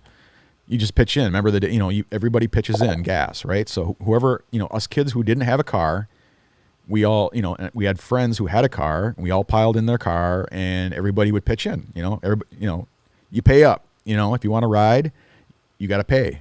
So everybody pitched in a few bucks, up to $5 a person. You fill up the gas tank, and you got cruising. You're doing the cruise all weekend, man. You're going to the beach. Well, Friday night, you're going to wherever. You're going to a party. Somebody's got a party. Somebody's always got a party going on. Saturday, you hit the beach. Saturday night, you're trying to get into the bars. You're sneaking in, doing whatever. Sunday, you're recuperating. Monday, you go back to school. Or in me and Troy Detley's case, we skip school. We take a city bus to South St. Paul or to West St. Paul or to Cottage Grove, wherever the chicks were we picked up that weekend. That's where we're heading. So we were too busy, doing our contest. So we'll talk about that some other day. Let's see here. Guns N' Roses, we talked about that. 8-tracks, we talked about that. Wow, Mr. Jay Danielson. Is he still around? Yeah, he's around. But he's one of those guys, too, that's just not into the whole Facebook scene. And, he'll pop on. He'll hang out for, a month or so, and then he's gone for a year. Then he comes back for a week or so, then he's gone. Then he's on, him and his mom, we're friends on Facebook, and so I'm sure she passes along the info every now and then and keeps him up to date with what's going on in the Sarzosa world, But I've got pictures of me and Jay going all the way back to when we were in kindergarten, I mean, we had, my dad was a hockey coach up until I was in junior high, and, we'd play at the Valley, we'd play at everywhere, all the outdoor places, and I got plenty of pictures of me and Jay, because we were always on the same team, He lived up the hill from me. He lived in the Rolling Meadows. We all called it the ghettos, Rolling Ghettos, or whatever. But yeah, he lived up in the meadows. I was down the hill in the Oaks townhomes. And so we were always on the same team. Because we're in that same area, It was, in that area we had, me, you had Truax, you had Danielson, all of us kids in that area were pretty much on the same team, Yeah, Bobby Truax, he was our goaltender. He was our goalie. Jay was on defense. I was center, and then they'd stick some wingers on there. I don't remember who off the top of my head, but good times. You don't know? You don't know what? I don't know either. Yes, coffee and Diet Coke, but not together. Yeah, you're pushing your luck if you're going to do it together, man. That can't be a good thing. Facebook kicks you off for some music. Yeah, they kick you off for almost all music now because all music is copywritten, and you're not allowed to play or show or talk about or whatever. Anything that has a copyright associated with it, which is most music, you're not allowed to put on it because they don't let you. They should be thankful, number one. Number two, they should be all up for, what's the word I'm looking for? Exposure or whatever, like getting the attention or whatever, but no, they're all about, the money, they're all about, oh my God, you can't play our music because we're not getting paid. If you want to play our music, you got to pay us. And it's like, come on, and it's only gotten worse year after year after year. So now we're to the point where, 3 strikes, you're out. They'll kick you off the platform. They'll ban you. So yeah, That's why you don't see the videos anymore. You don't see people. I mean, I used to post music videos every day on Facebook for years. And now we've gotten to the point where you can't do any of that. So, let's see here. Who is your favorite new band? Oh God. New metal. I'm just not huge into new metal.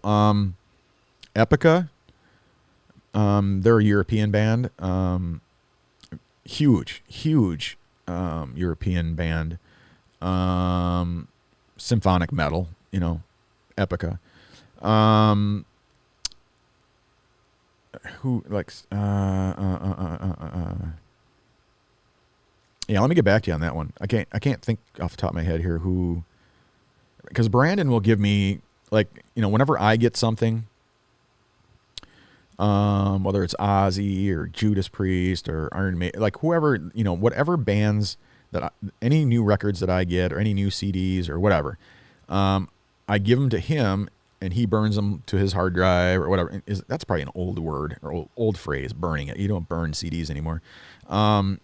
But he takes those songs, puts them on his hard drive, and then gives me back the media, and vice versa. So anything that he gets, because he listens to the new metal and all that kind of stuff, and then he gives it to me, and I load it up onto my laptop, and I just, let him sit there until one day I decide I want to listen to him. But Five Finger Death Punch is one of them that he gave me. That was pretty good. It's not bad. A majority of the stuff that I listen to, the new metal stuff, it just sucks. It's so polished, so fake, so. It's not like back in the day. Back in the day, there was no, not even internet. There was nothing, and they recorded shit to tape. The big spindle like tape, and they'd cut it and splice it together. You had real people playing real guitars, real drums, real bass, and now it's all fake shit. I mean, some kid with a laptop in his bedroom can make a kick-ass album with no human beings, and the bands today are just, it's so polished, so perfect. The cool thing about then is you can hear the imperfections, and it's real, and it's got that flavor, that true flavor, like you'd see a band in a bar or something, or whatever. And which is why I love live music. But all that new shit now, it's just so polished and so perfect, and the bars are everything, the chorus, everything is perfect. And you can tell the fakeness just shines right through, and it's just kind of like they all sound the same. They all. Everything sounds the same. Back in the day, when you heard Motley Crue, you knew it was Motley Crue. When you heard Ozzy, you knew it was Ozzy. When you heard Priest, you knew it was Priest. When you heard Maiden, everything, you knew what a band sounded like. And today, it's like they play something. It's like, who's that? Who's that? Who's that? It all sounds the same. So, I don't listen to it. What about Joe Walsh? I'm trying to remember the band he was with originally. But no, the only Joe Walsh I ever heard was like on the radio. KQ would play something or whatever. Yeah. Unfortunately, he wasn't my guy. 8 tracks. We had Frampton Live, Boston. Oh yeah. Yeah, my sister had the Frampton Live. Never mind. She was into Peter Frampton, and she was into Boston as well. I liked the Boston stuff. I wasn't a huge Frampton guy, but my sister had some Boston stuff. That was kind of cool. It wasn't too bad.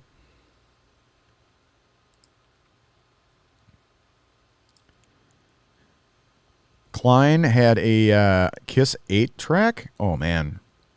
Yeah, that was another Kiss. I wasn't a huge, crazy fan. I was exposed to Kiss back in the 70s.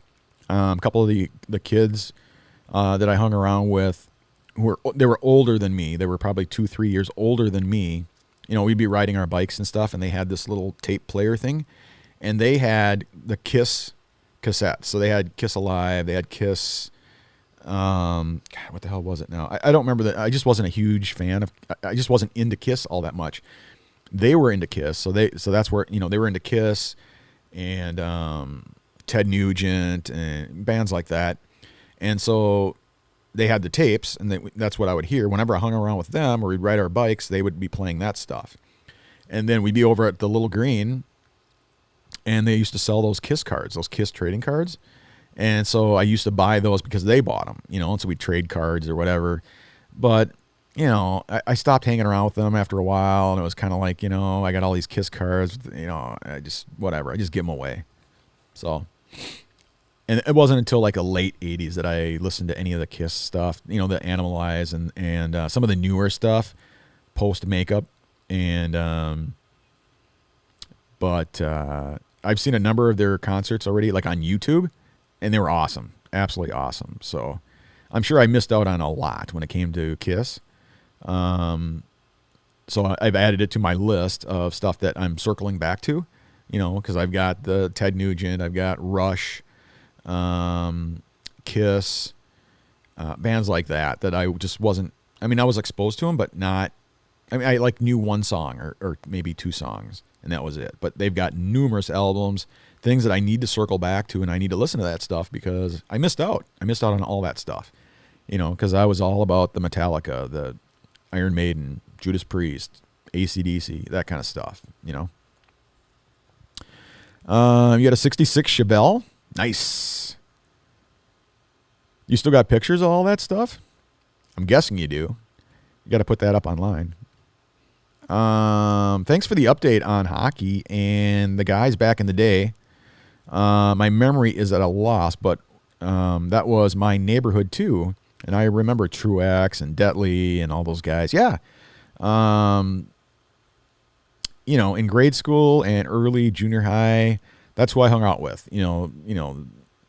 Bobby Truax, Jay Danielson, all the guys that lived in that area, right? You know what area I'm talking about. They're up by the park up there. And then when I got into late junior high, early high school, then it was the, Troy Detley, Tim Dome, those guys that from down in the opposite side of IGH, down by the strip club and stuff, down by the King of Diamonds, and Troy and I would go steal his sister's cigarettes, and we'd ride our bikes over to the strip club, and we'd give girls cigarettes if they showed us their, they lifted up their shirts, and because the owner wouldn't let the girls smoke inside the establishment because that's where the customers were. So, again, playing it smart, right? And Troy's like, oh, my sister smokes. We can go steal some of her cigarettes. So we stole the cigarettes, and that was the reason why, because we could go down to the King of Diamonds, and the girls would be hanging around outside in the back, and, they didn't have any cigarettes, or they'd just be hanging out, taking a break. So we'd go over there, and we'd give them cigarettes if they gave us a little show,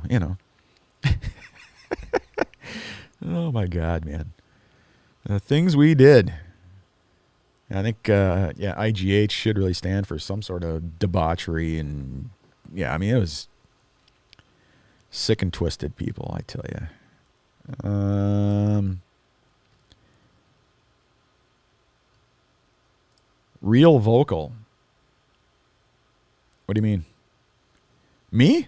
Or the songs? Or the... I'm pretty vocal, yeah. I say whatever the hell I want to say, but...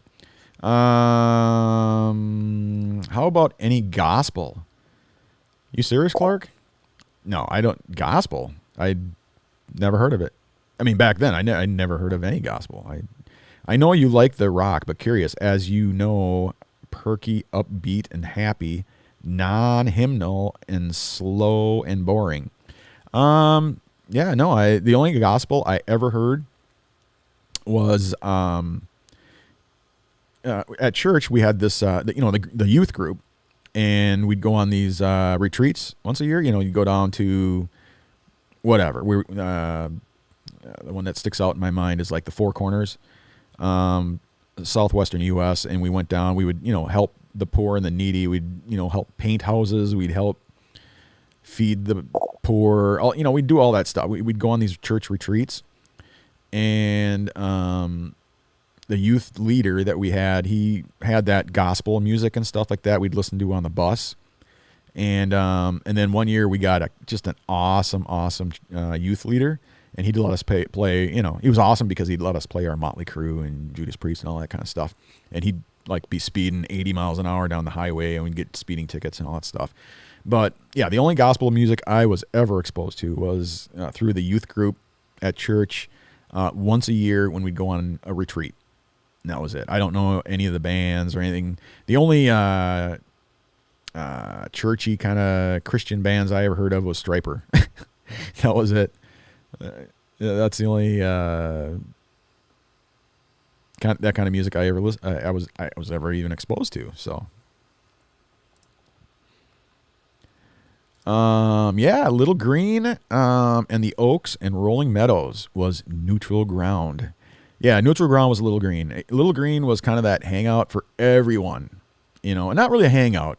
It was more of a meetup, because the hangouts was, if you lived in the Oaks townhomes, you had that big circle, and every part of the circle around had the playgrounds, and that was what the hangouts. But you'd meet your friends and everything. You'd go over to Little Green, you get some candy, you'd meet your friends up, you're on your bikes, and then you go from there. It wasn't really a hangout. If you hung out too long, because they had that no loitering sign, if you hung out too long, that the old man would come out and kick you out of there until you get the hell out of here. Because they don't want you, scaring off the customers or anything. So, so it was more of a meetup. Meet me over at Little Green. We'll go hang out. But yeah, that was kind of neutral ground. Everybody had their neighborhoods. And the kids I hung around with were from the Meadows, or down by 7-Eleven down there by I always call it the highway, but it was Concord Boulevard, and the hill down below, all the way down to South St. Paul. So late junior high, early high school, that's where I hung out. So I had to hang out with, the Soderstrums, the, Detley, Dome, Kerfeld, all those kids. That was who I hung out with in those days. Pre-high school, so early to late junior high, I'd hang out with the kids in the neighborhood, so, yeah. So Brian Anderson, Tommy Sand, Doug Harrington, all the kids in our neighborhood right there, and we had more girls there than we did guys, so that was kind of cool. But yeah, and there's so many. I mean, just the list is like this long of all the kids that were just hung out there, So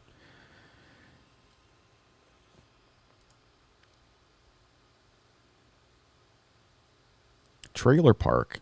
I didn't know any of the kids down in the trailer park. Yeah, I remember Country View. I would go, now that roller rink, that was early junior high and late grade school. So like 5th, 6th, and 7th grade, I would go and hang out on the weekends down by the roller rink. Cause that's where the girls were, so, that was the disco era, the late 70s, and, roller skating and was big, and, but that's where the girls were. So yeah, for sure. Sorry to blow you up just figuring out this Facebook. I got chores. I will tune in for a little while longer, but then tune out again. Yeah. You know what? Don't worry about it. Every one of these live broadcasts is also being recorded. So anytime you need to bail, go ahead. You can always come back to the video and pick up where you left off. So the whole thing is being recorded. So yeah, no worries.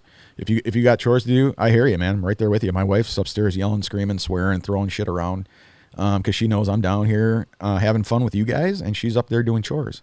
So, so I'm gonna get my ass kicked here in just a little bit. So, but yeah, you can, bail whenever you got to go, and you can always come back later and pick up where you left off. So you're golden, dude. You're good. You're good to go. But yeah, and if I don't see you this weekend, then yeah, just next Friday, 8 p.m. Central, I'll do the Friday night show, and then again Saturday morning, I'll be back up here again. So, but it was great to see you, dude. It was awesome to have you chime in, and yeah, sucks that you had no audio, but you, like I said, you can come back, watch the whole video, you'll get the audio right there. You'll hear what you missed out on. So you're good. You're golden. A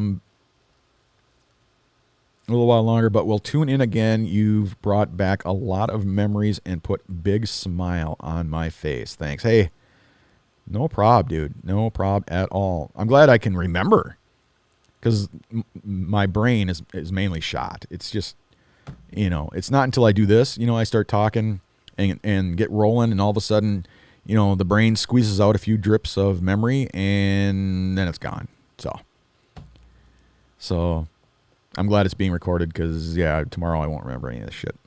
Retreats, yes, they were fun. They were fun. Because, again, it's where the girls were. Well, some of them, the churchy girls, were on those retreats.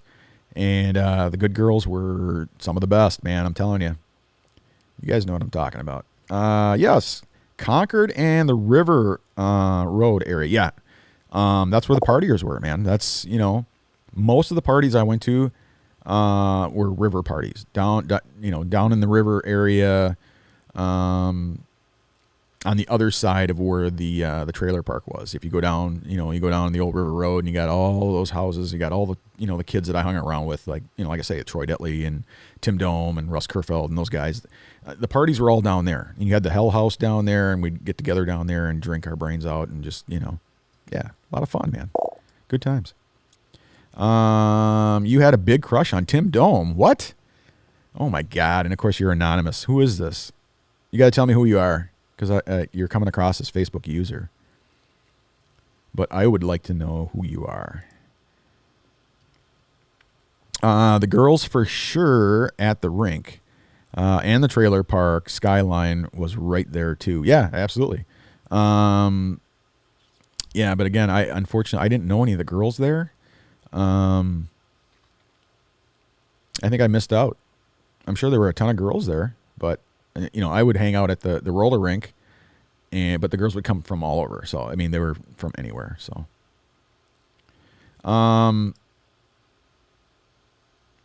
what? Paula or Hillary Carter? Doesn't ring a bell.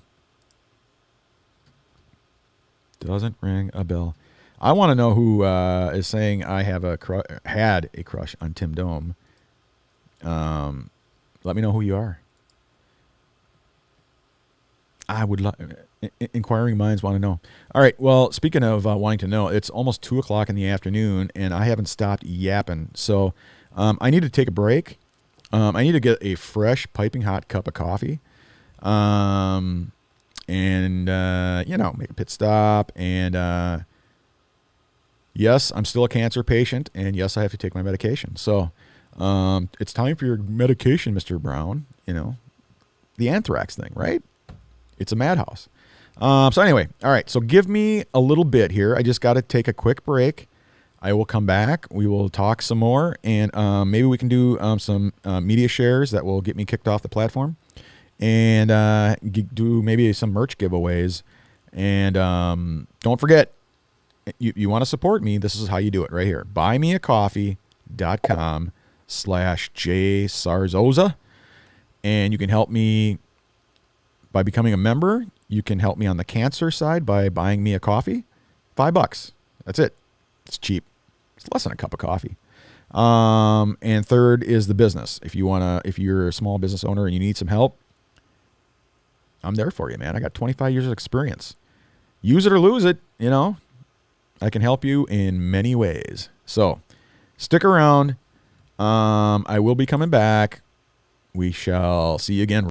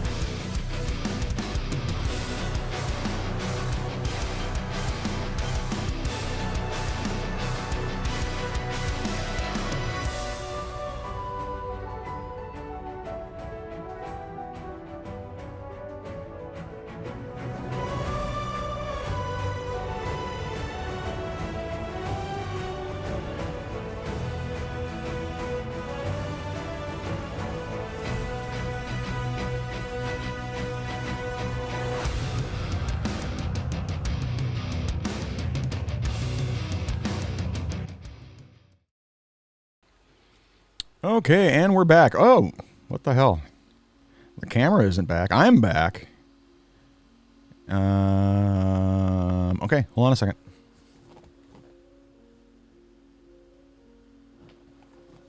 All right, there we go. Sorry about that. Anyhow, welcome back. Welcome to the JR's Coffee Shop podcast. If you're new here, consider subscribing if you're on YouTube. Consider following me if you're on Twitch. Consider liking / following me on Facebook. And the other platforms are not here anymore. So there you have it. It was kind of funny because I lost 83% of my viewers because I ended up on this IGH rant, and nobody knew anything about IGH or the Little Green or the Meadows or the Oaks or any of that stuff. Everybody, I'm sure, was like, what the hell's he talking about, man? You know, you had me at the 80s metal stuff, and then you went on this IGH days flashback, and so everybody bailed. So everybody I had watching me at the break was from Invergrove Heights. So there you go. There you have it, which is fine. I had nothing else better going on today, you know, so drinking my coffee, hanging out with you guys, and I had more people chiming in from IGH than I did anywhere else. So what do I care? So there you have it. And Tammy, I found out that was you who had a crush on Tim Dome. Wow. I did not know that. That's funny. It's cool, but it's funny. Yeah, I've got stories of me and Tim. Oh my God. Just the things we used to do. Just horrible things. The number one worst thing that I ever did, Tim Dome and I ever did, we had a substitute teacher, and as most of you know, Tim has an artificial leg, and we had a substitute teacher, and he and I decided to play a joke on her, and she would always yell at us and tell us to sit the hell down, and we didn't want to. We were sitting there yapping. It was like study hall, you know. It was like we were doing nothing. We were just hanging out, and she told us to sit the hell down, and we refused. And so she started yelling and screaming at us. So I pulled Tim's leg up because he was like leaning back on the chair at the desk, and he had his leg up on the desk. And so I grabbed a hold of his. We got into this fake fight. You know, we started arguing about stuff. It was just a fake. It was just a show. And I told him that if he didn't shut the hell up, that I was going to pull his effing leg off. And she was like, Mr. Starzalza, you sit the hell down, you know. And he told me to F off or something like that. So I grabbed his leg and I ripped it off. And she lost her mind, man. Freaked out. Like, she almost passed out. She damn near had a heart attack and ran out of the room screaming and ran down the principal's office, could barely talk, and she was stuttering. I just, Starzalza ripped his leg off or something, you know. So he ran up. I think it was Mr. Iverson or something like that, ran up, and by that time, Tim had put his leg back on, and we all sat down. The whole class was laughing. They all knew what was up, and so that everybody just kind of went back to, doing our homework. He came running in there and was like wanting to know what the hell's going on and everything. We all were like, what are you talking about? Like, what? Like we were acting like she's making it up. Like, what are you talking about? This is study hall. We're just doing our homework. And so she was out in the hallway crying and screaming and yelling and all this stuff. So he knew we did something, to set her off or whatever. And we're like, we're just playing dumb, like, what are you talking about, man? I'm just doing my homework. And he's asking Tim about his leg, and he's like, what? Nothing's wrong with my leg. What are you talking about? And so she ended up going home. She never came back, ever, to cover that study hall. And so that was the worst thing that Tim Dome and I ever did do. That's cool. We did some other really bad stuff, too, but yeah. Good times. Where did I leave off? Oh my God, all the comments in here. Holy shit. If I haven't responded to your comments, I'm sorry about that. I'm just trying to scroll through all this stuff. Like I said, I've had more comments about IGH than I have about anything else. Me and Tammy Peterson crush on Tim Dome. Well, I don't know who me is, so you'll have to let me know who left this comment. Nick, buddy, how the heck are you?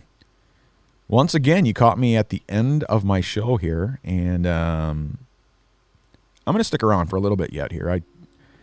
I did take a break finally after 3 hours and grabbed some coffee and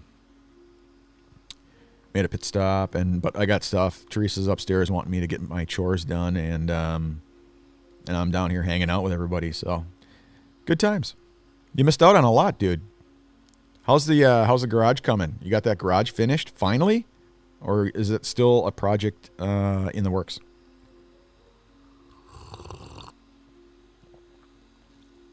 Oh, heaven. Yes. Yes, coffee is the only fluid I drink, yeah. If you cut me open, it's just sludge. It's just coffee. If I blow my nose, it's just coffee grounds.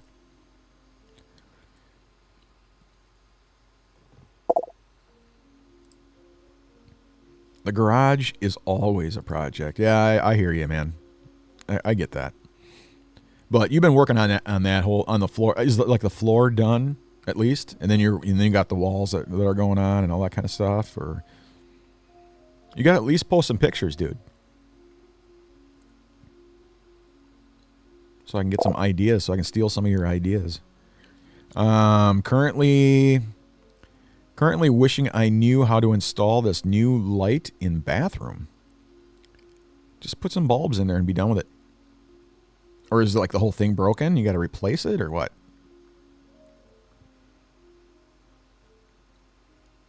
I just replaced all the... Well, our house is only 5 years old, so all the light bulbs and all that kind of stuff went out. So I replaced everything with LED light bulbs. And so, like, you go in there and you turn the lights on and you're, like, instantly blinded. You know, because they're, like, just bright as hell, you know, and you get just blinded by the lights. It's like, you know, you're at a concert or something, and you just, you know, you come out with sunburn and shit. And I obviously put too bright of the lights in there, but whatever. They're LED. They claim they'll last until, you know, for like 70 years or some stupid shit like that, when it's really just like 7 months and then they burn out. So you're actually replacing the whole fixture and all and everything. Okay. Maybe shouldn't have started this. Yeah, probably not. Especially if you're not done with the garage yet, dude. Focus. See, you should have just put me in charge of running the projects, man. You know me.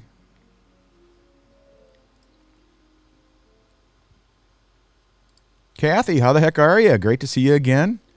I'm still here. You probably bailed last night, went to sleep, and now you're back. I'm still here. I'm still yapping.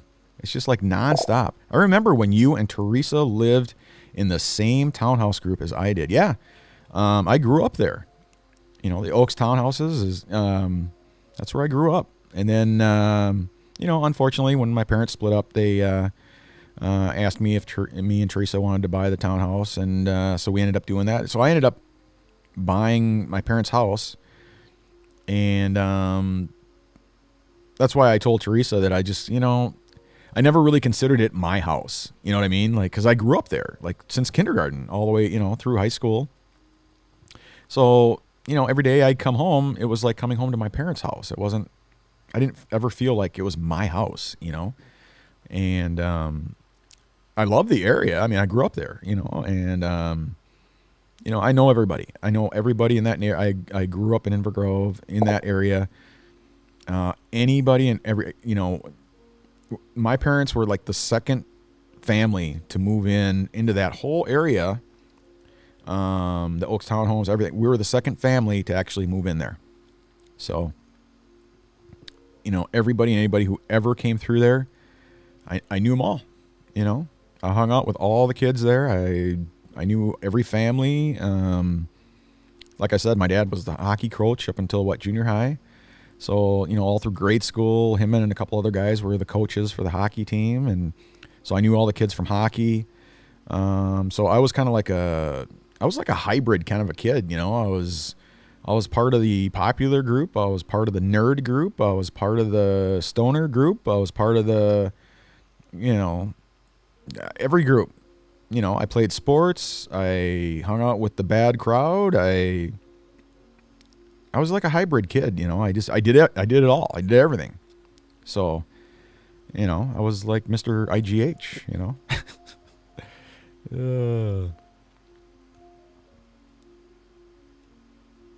Yeah, what was this? The school was South Grove. It's not even there anymore. They tore it down. That kind of sucks. And I think Little Green is even closed now.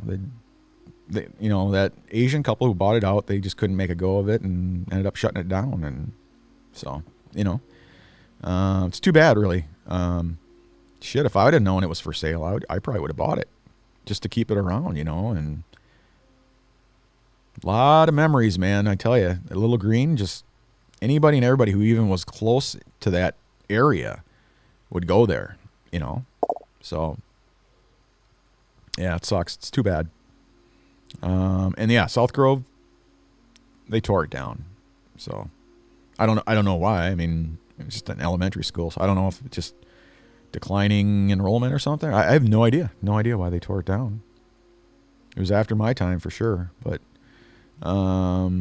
everything around there got tore down, you know, whether it was the school or the roller rink or even 7-Eleven wasn't 7-Eleven anymore. It became Super America, and then I don't even know what it is today, but the only thing that's really still around is Drax is still around, and even, you know, the old mall's gone, you know, the Snyder Drug and the, you know, it used to be that little mini mall. They tore all that apart, and, you know, now it's separate buildings or whatever. I don't even know what's still around anymore, you know. McDonald's over on the South St. Paul side over there is still there. You got the Chinese joint that's still there. You got Drax that's still there. And a couple of the businesses like the old medical building. There's a couple of things that are still there from back in the day, but most everything is gone. So as far as I know. Oop, wrong. Which camera? Cheers.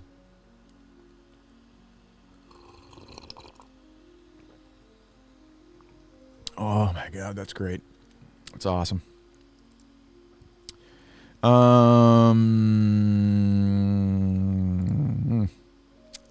Currently no mirror or light. 16 steps backwards, 2 forward. No, I hear you, buddy. Right there with you. I don't know anything about friggin' bathrooms and shit, and I'd be the same way. You know, it's like 16 steps backwards, and then you finally do a couple, and then shit, and then you're back. Right there with you. But yeah, you need a project manager. I am a project manager. So if you go to my link right there, buymeacoffee.com, Jay Sarzosa. Just buy me a coffee, dude.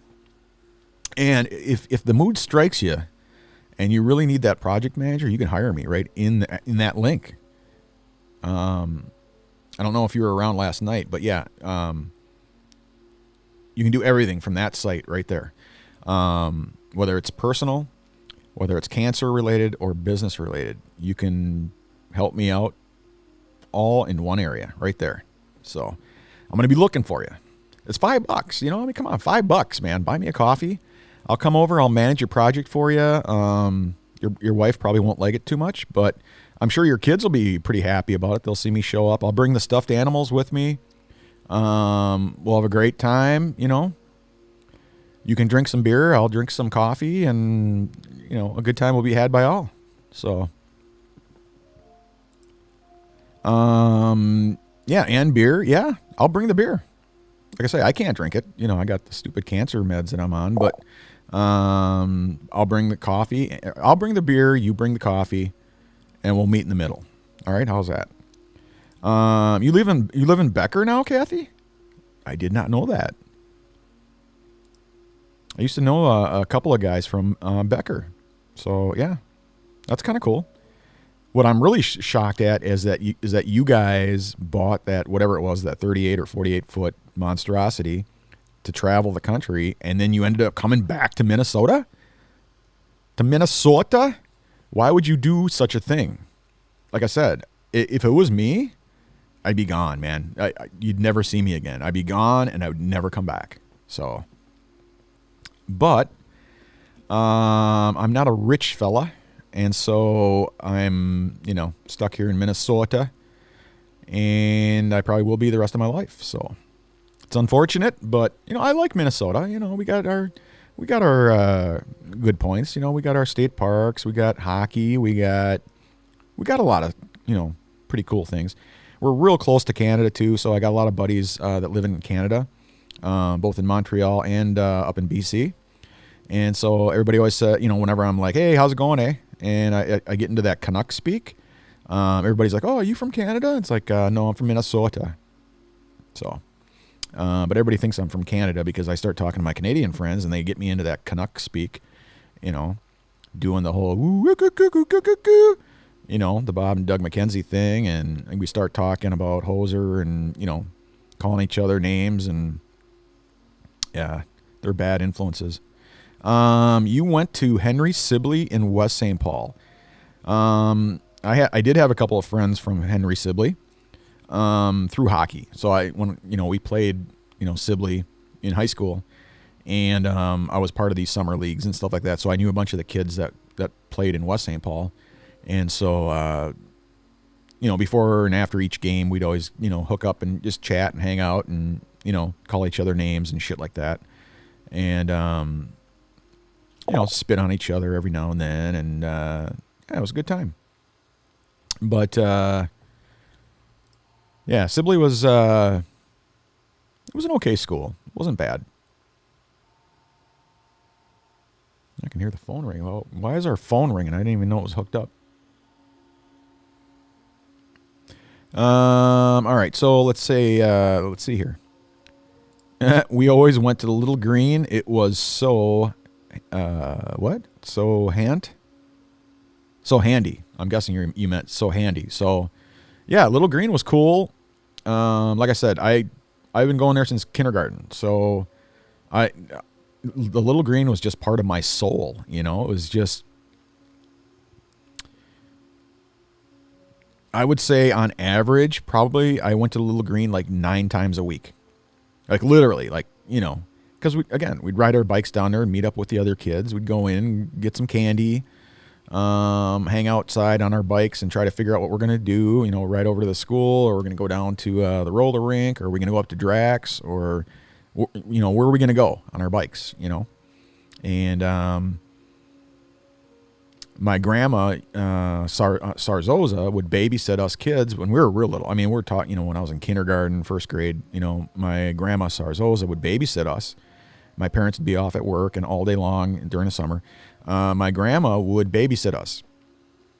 My grandma was a smoker, so she would send me to the Little Green to get cigarettes, and whatever. If she needed some cooking stuff, she was always cooking, man, always.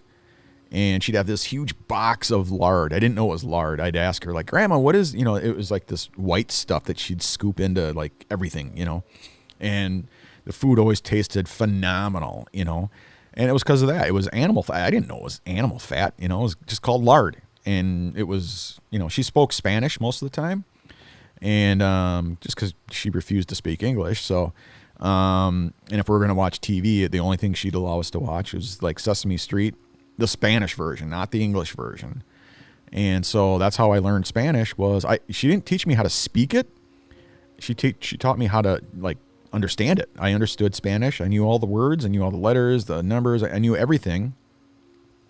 And as most of my friends and kids that I hung out with at that time was, fully aware, is that she would yell and scream in Spanish at me out the window or out the door when it was time to eat lunch or come in, whatever.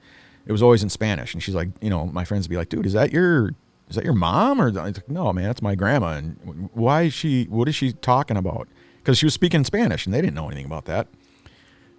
So I'm like, oh, she's just, yelling and screaming about something. She needs me to go to the store. Well, how do you know that? Well, because she's saying it in Spanish, and I don't know how to speak it. She speaks Spanish to me and tells me to do things, and I just, over time, you learn what she's talking about, you know? So, yeah, it'd be, you know, go to the Little Green and get cigarettes, you know?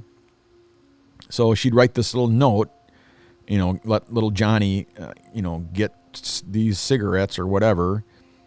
And back then it was, I don't know, like $1 or less a pack or something like that. And so she'd put some money in a note and then send me to the Little Green, and I'd get her cigarettes. And there was always change. You know, there was like maybe 15 cents or 20 cents left over. And, you know, back in those days, shit, I mean, you can get some good candy for that, you know. So I didn't bring her back the change, you know, and she never questioned me. She never asked me, like, hey, where's my change? I think she just assumed that a pack of cigarettes was $1 or something, because I'd take her 20 cents and I'd buy candy. I'd get those sixlets. I'd get a little thing of bubble gum. I'd get some, you know, cards or something or whatever. And so, but I'd always drag my friends with me, you know. I'd go over and get, you know, Brian or Doug or Tommy, or, you know, if it was the girls that are around, then it was Lisa or Lynn or Nikki. And we'd go take our bikes over to Little Green. I'd buy my grandma some cigarettes, but then we'd get some candy, you know? So yeah, it was a handy little store for many reasons, but I would be going there like at least 9 times a week, you know, every day, maybe twice. So 5 times 2 is 10. So, I mean, at least, yeah, 9, 10 times a week, you know, my whole life, you know. They knew me. They knew my parents. They knew my grandma. They knew everybody. I didn't even have to bring a note. My grandma just always gave a note, you know, let little Johnny buy me my cigarettes, you know, and I just give them the money. They knew what kind of cigarettes to hand to me, and I'd get those. Remember those candy cigarettes? I'd get that because I thought it was cool, you know. My grandma was smoking the real thing, so I got the little candy ones, you know, and I'd have the candy cigarette sticking out, and it was cool, you know. So,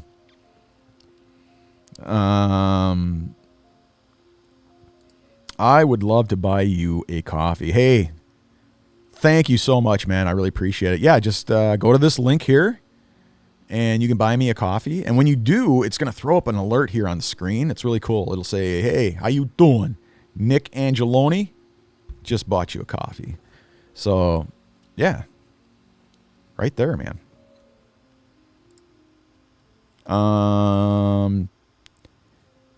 Terry couldn't travel anymore, but we loved it. Oh, okay. So the whole, the whole 38-foot monstrosity that you guys, was that a 38 or 48 foot? I don't remember now, but you guys couldn't travel anymore, but we loved it. We went to Gettysburg, we went to Vegas, Niagara Falls, New Mexico, the Dells. Man, yeah, I'd be doing the same thing, man. I'd be traveling all over the country, and I'd just never come back. But yeah, I suppose if you get sick or you know, in my case, if you get cancer or something, you know, and you know, you gotta go back home, and you know, that sucks. And if I wasn't sick right now, yeah, I'd be doing some traveling. I'd do some camping. I'd do some hunting. You know.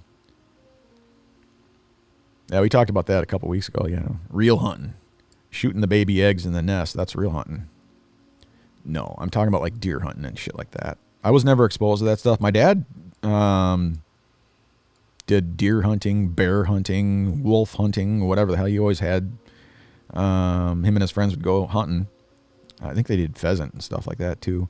And maybe it was because my mom, I'm not sure. But my dad would never take me down those hunting trips. He'd always take me, you know, for when it came to fishing, you know, I could do that. But there were no guns involved in my youth. So my dad had, you know, his hunting rifles and all that kind of stuff. But I'm sure my mom probably wouldn't let him take me hunting. I mean, she had a heart attack when he took me to see the movie Jaws, you know. He got into some serious shit with my mom about that because, you know, we went to Valley Fair and I got, you know, that, what the hell is that? Not the dolphins, but what's that? The orca, you know? I forget the name, flipper. What I don't remember what the hell the name was, but I bought one of those blow up things of the orca, and my dad hung it from my ceiling right over my bed so I could stare at it and look at it, and it was really cool. And the next day, he took me to see Jaws, and I mean, what was it, 1977? So I was, what, 8 years old? 9 years old, maybe? 8. I think I was 8 years old when Jaws came out. Maybe even earlier. Maybe it might have been 7 years old. But anyway, so I was like in first grade, and he took me to see Jaws, and it scared the shit out of me. I mean, it was the most horrific, horrifying thing I had ever seen in my life. And that night, I had the nightmares, of a shark attacking me. And I woke up screaming, and what do you think I saw? The first thing I saw when I woke up was that orca that was above me, but I didn't see the orca. I saw like this killer monstrosity of a shark ready to eat me alive, and I was screaming my head off, and my mom came flying in there, and I'm like crying away about a shark attacking me. She's like, no, it's the orca or whatever, Flipper or whatever the hell the name was. And she finally settled me down to the point where I could finally say I thought it was a shark. And she's like, what are you talking about? Why would you be afraid of a shark?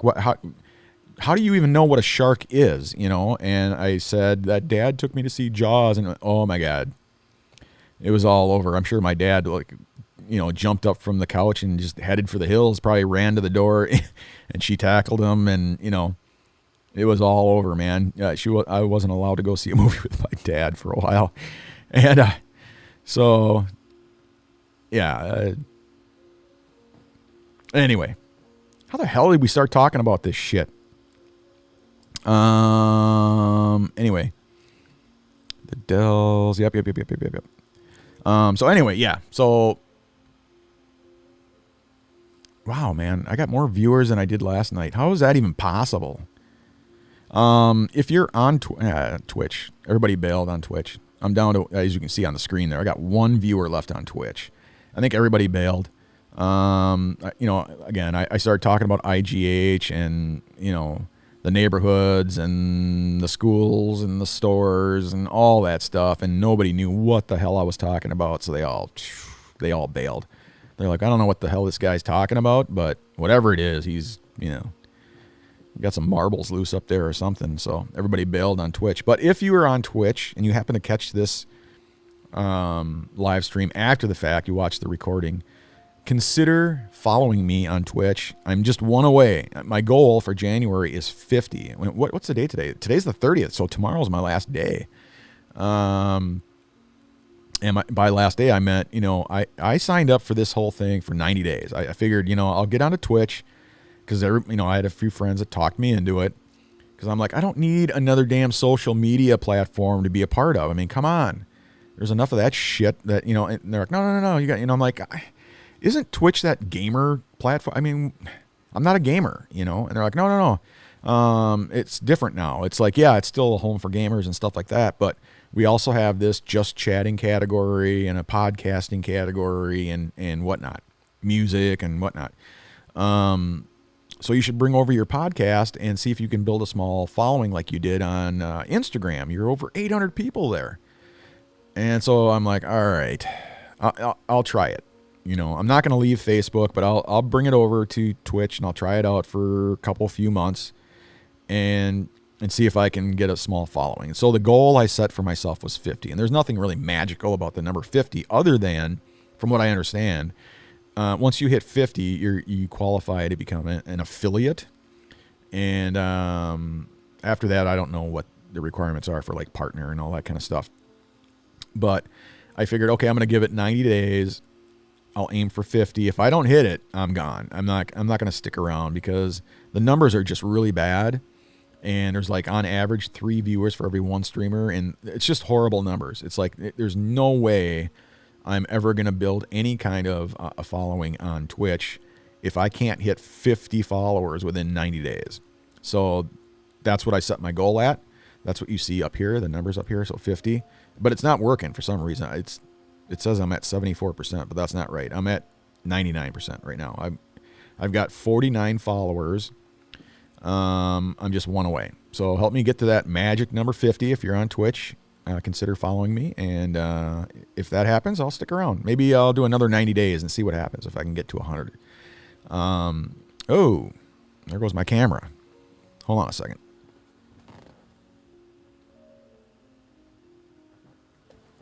All right, sorry about that. What if I just change up the camera view?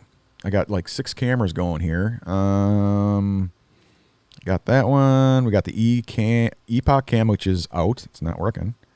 We got the stupid built-in webcam. Holy crap, that looks like shit. And then we got the FaceTime display, which is, there's the man cave. Oh my God, what a mess. Holy shit. But that's the man cave view. You can see one of the cameras there. Actually, you can see 3 cameras there.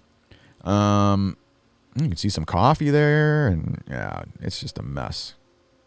Anyway, and then camera 4 would be my iPhone. Great colors, man. A resolution, 1080p. That's great. And the final camera here. Oh, that's 5 cam, not 6. 5 cameras. 6 the final camera would be the iPad. So right there, that's that one over there. Let's go with the iPhone. And let's zoom in and turn on some snow just to give it a little bit of scenery here in southern Minnesota. There we go. Oh, you can see all my vinyl there. We were talking about vinyls. Nick, you missed out, man. We were talking about vinyl, all the 80s groups, the hair metal bands, the, because of the whole AC/DC shirt. I got my For Those About to Rock concert t-shirt on from the 80s. For those about to rock, we salute you. And then I just went off on this whole tangent about 80s metal and the vinyl records that were sitting up against the wall. I forgot all about them back there. Somebody mentioned, hey, man, is that vinyls back there? I'm like, yeah. So start talking about picture discs and all the records and blah, blah, blah. So, and then we start talking about the old stomping grounds, and yeah. I'm still going from last night. I'm just nonstop, dude. I'm sucking down all the Java juice I can to stay awake, and then Teresa needs me to do a couple things, and then I'm going to bed because I'm ready to pass out.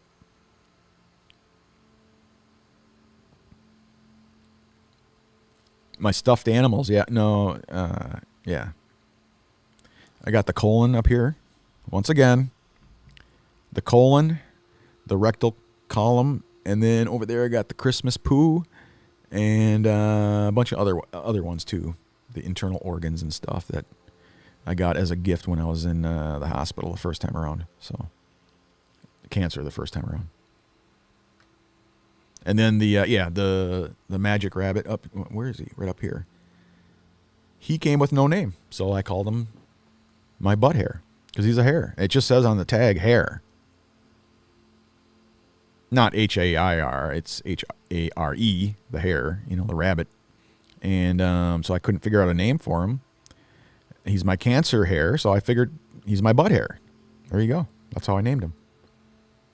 And now you know the rest of the story.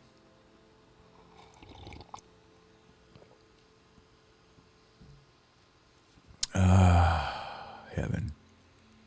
So anyway, yeah, that's awesome, Kathy. I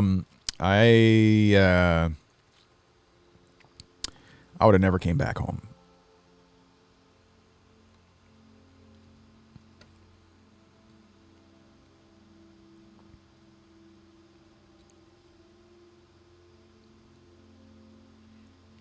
Oh, yeah. Yeah, we talked about trade shows. We talked about playing hooky. We talked about how I'm a horseshit employee. We talked about Teresa being a bad influence on me, making me skip work, and what else? Coffee, of course.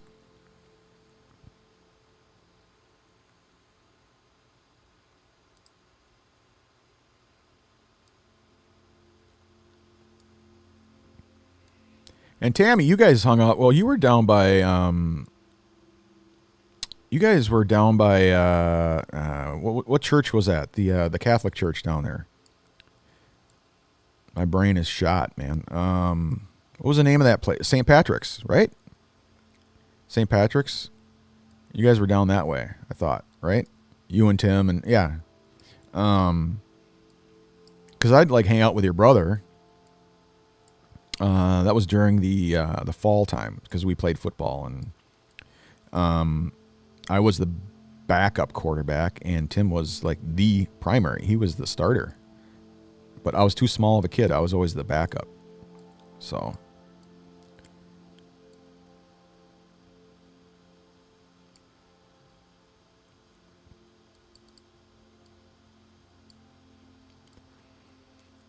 The kids that down by 7-Eleven, the only kids I knew down that way were like, Bob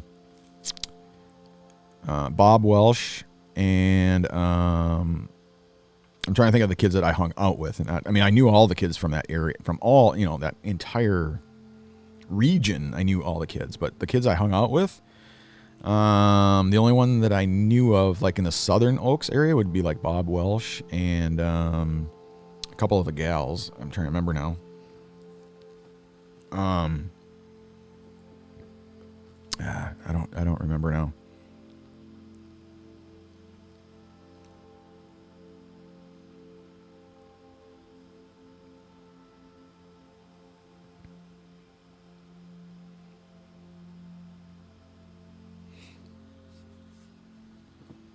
Oh yeah.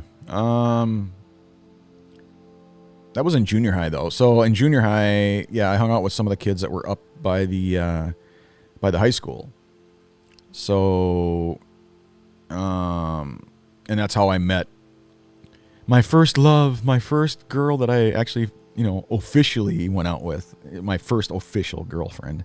Because I dated, or not, you can't even call it a date. I didn't have a car or anything. But my first like official, like steady, that's the word I was looking for. First steady girlfriend when there was no other was Lori Malm. Everybody knows that. Lori Malm. That was my,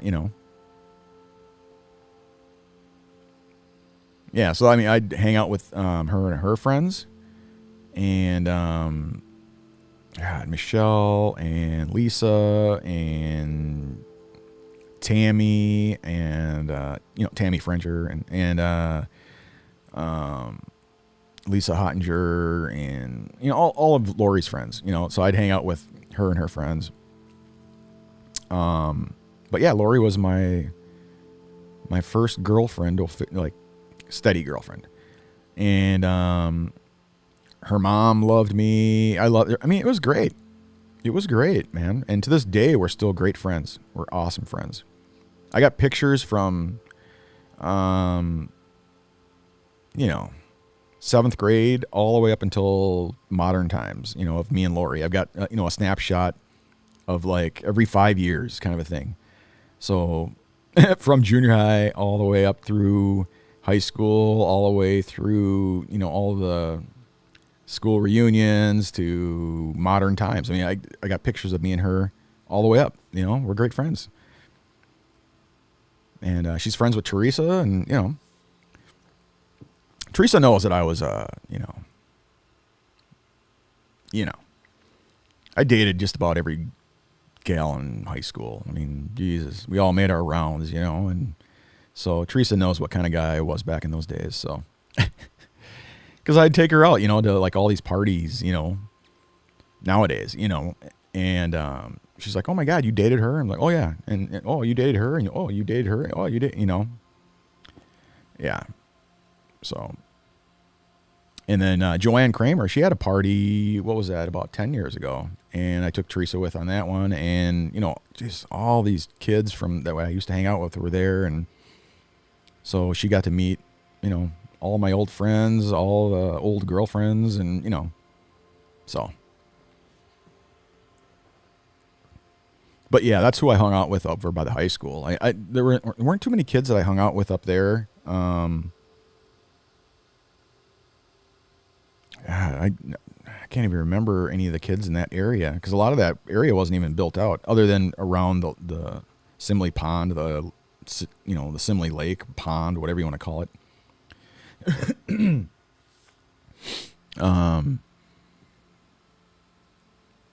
Yeah. I didn't know anybody else in that area. Lori was the only one I knew in that area.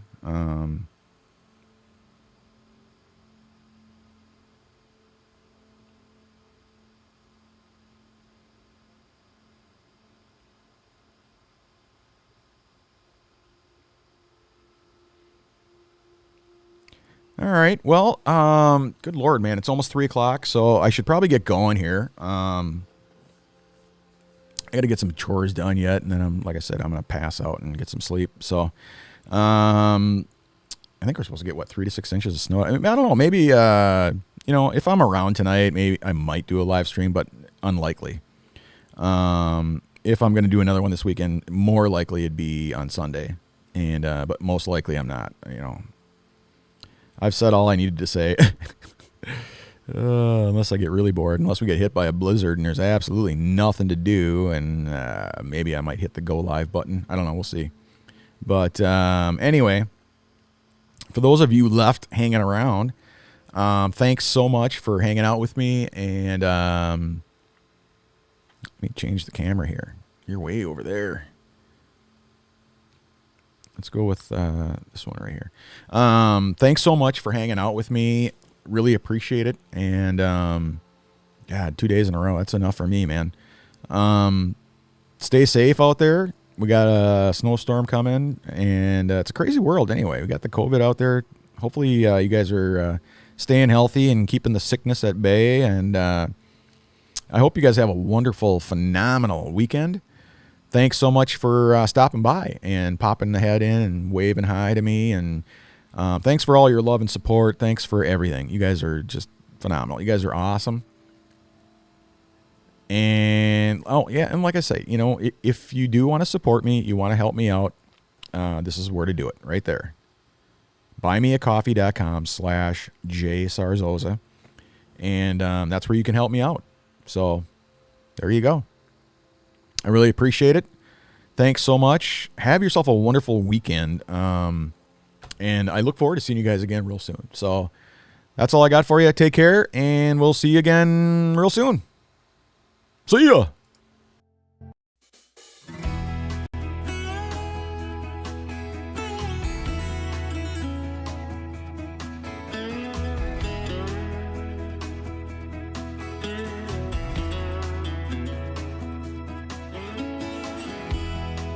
Even if I try to leave, you still make me wanna stay.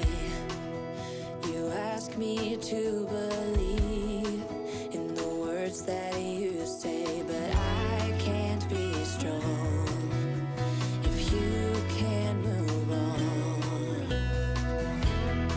Don't you think we've had enough of the drama you bring?